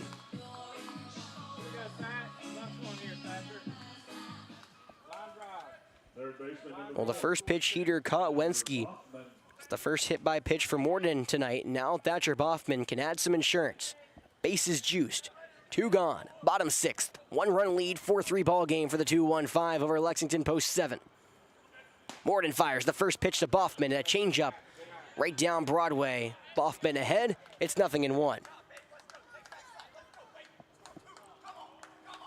Jacob Muir trying to fire the dugout up for the 2-1-5. Trying to keep Thatcher Boffman on track as the 0-1 on the way. It's a curveball that stays up and away. Ball 1.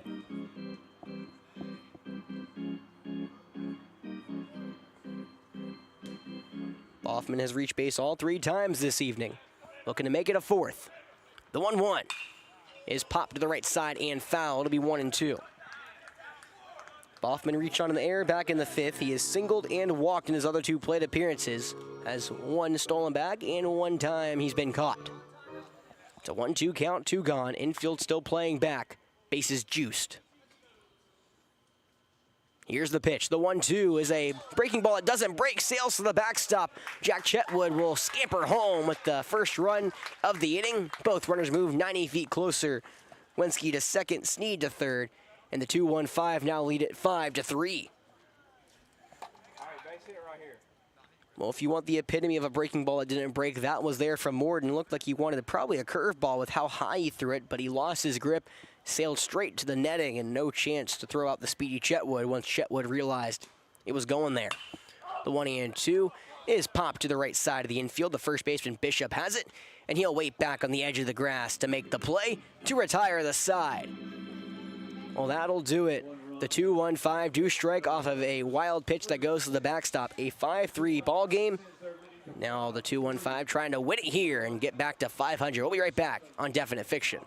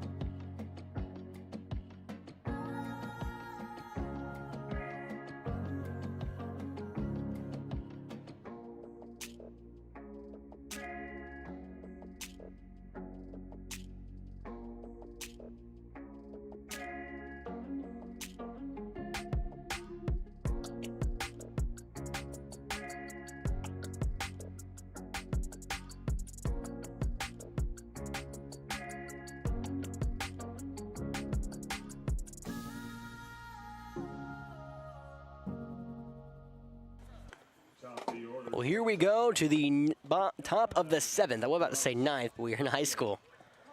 And here we go. It's top of the order, 1, 2, 3. And I guess Coach Dorsey snuck Ryan out without me knowing. I didn't realize because Ryan Harrelson is on the hill to try to get the save here for the 2-1-5. Making his 3rd appearance, has allowed 0 earned runs over 3 innings. The right-handed sidearm fouls home to the right-handed shortstop. It's a fastball on the outside edge. Called strike 1, 0-1. 0-1. That one's chopped over to the right side. The second baseman, Wensky, plays back in the hole. The throw into first is low, but in time for out number 1. Well, Harrelson gets the first out of the inning, retires Mobley for the 4th time tonight. Now it's Trad Burton up for the 4th time, who reached off of a hit-by pitch last time around, but he struck out twice. Hank Collins in line for the win. He pitched an inning in 2/3, getting out of some trouble back in the 4th, excuse me. First pitch on the way to Burton, wide fastball, ball 1.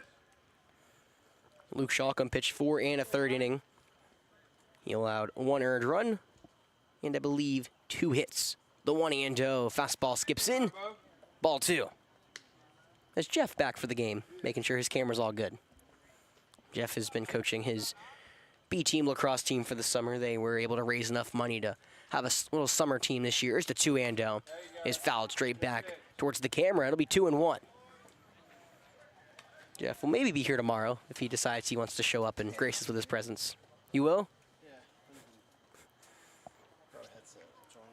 Oh, nice. Been a fun one here tonight. The 2-1. Fastball misses wide, ball 3. Harrelson, after going ahead 0-1, has fallen behind 3-1. And if he walks Burton, the tying run will get up to the plate in Toby Soborowski. The 3-1. That fastball is carved into the right center field gap. Evans will range over into straightaway right and will make the one-handed grab. That is out number 2 here in the 7th, and Lexington now down to their final out.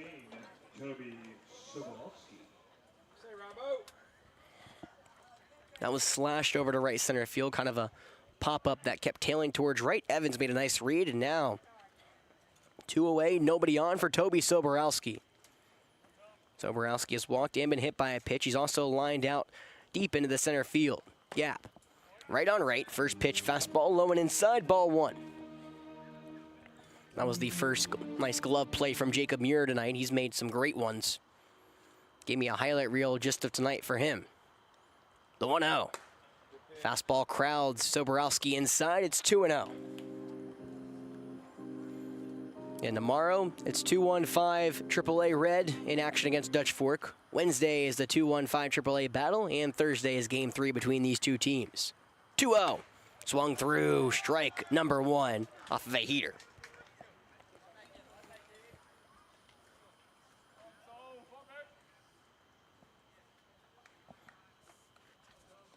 Soborowski, the USC Aiken commit, awaits. The 2-1 is bounced up the middle. Going to be a tough play, and Chetwood, the shortstop, can't run it down. Soborowski snags his first hit of the summer. A 2-out single to keep this game going. Number 20, Cooper James. Now it lies on Cooper James, who represents the tying run for Lexington. Soborowski will have a courtesy runner. It'll be Cash Kubicek. Kubicek coming into the game for the 3rd time for Soborowski. He was picked off of second back in the 3rd, so with 2 outs, you got to imagine his leash is very thin, a.k.a. no lead for him, or at least attempted steal. 5-3 lead for the 2-1-5, top 7. 2 gone, trying to close this game out for the Monarchs is Ryan Harrelson. The side armor throws to the right-hander. It's a fastball away, ball 1.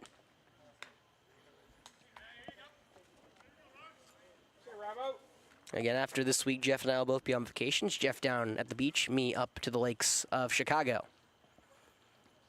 Very different parts. The 1-0 is tapped foul. It'll be 1-1. Looked like a changeup upstairs. Well, if it gets that far, it's Candler Morton waiting on deck. Over Lexington would just like to get him up with a chance to tie this game, maybe take the lead. Count 1-1, 2 gone. 2-1-5 trying to give post 7 their first loss of the summer. The 1-1 is checked, swung around. Off speed away on the left-handed box. James swung at the eye candy, and now it's 1-2. Lexington down to their final strike. The 1-2 from Harrelson. Fastball wide. James will live to see another pitch. It's 2-2.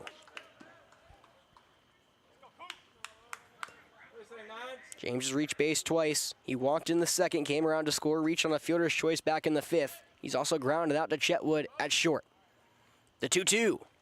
Swung through and missed. Harrelson closes the door, notches a save for the 2-1-5 as they get back-to-back wins right here at Falcon Field, getting a 2-2 record. Lexington falls to 3-1, their first loss of the summer. After falling behind 3-0 in the second, the 2-1-5 battle back. Have some great glove plays from both Smith and Muir. Chetwood as well, got to shout him out. And some good timely hitting for the 2-1-5 notches them a 5-3 lead here against Lexington Post 7. Well, that will do it from me. Thank you for joining me. What a game here tonight at Falcon Field. We'll be right back here tomorrow again. AAA Red versus Dutch Forks AAA team. Jeff will be with me. It will be right here on Definite Fiction. Again, thank you for joining me. I've been Alex Ross. It's been a pleasure calling your game, and hopefully be another fun one here on Thursday between these two teams. Have a great night, y'all.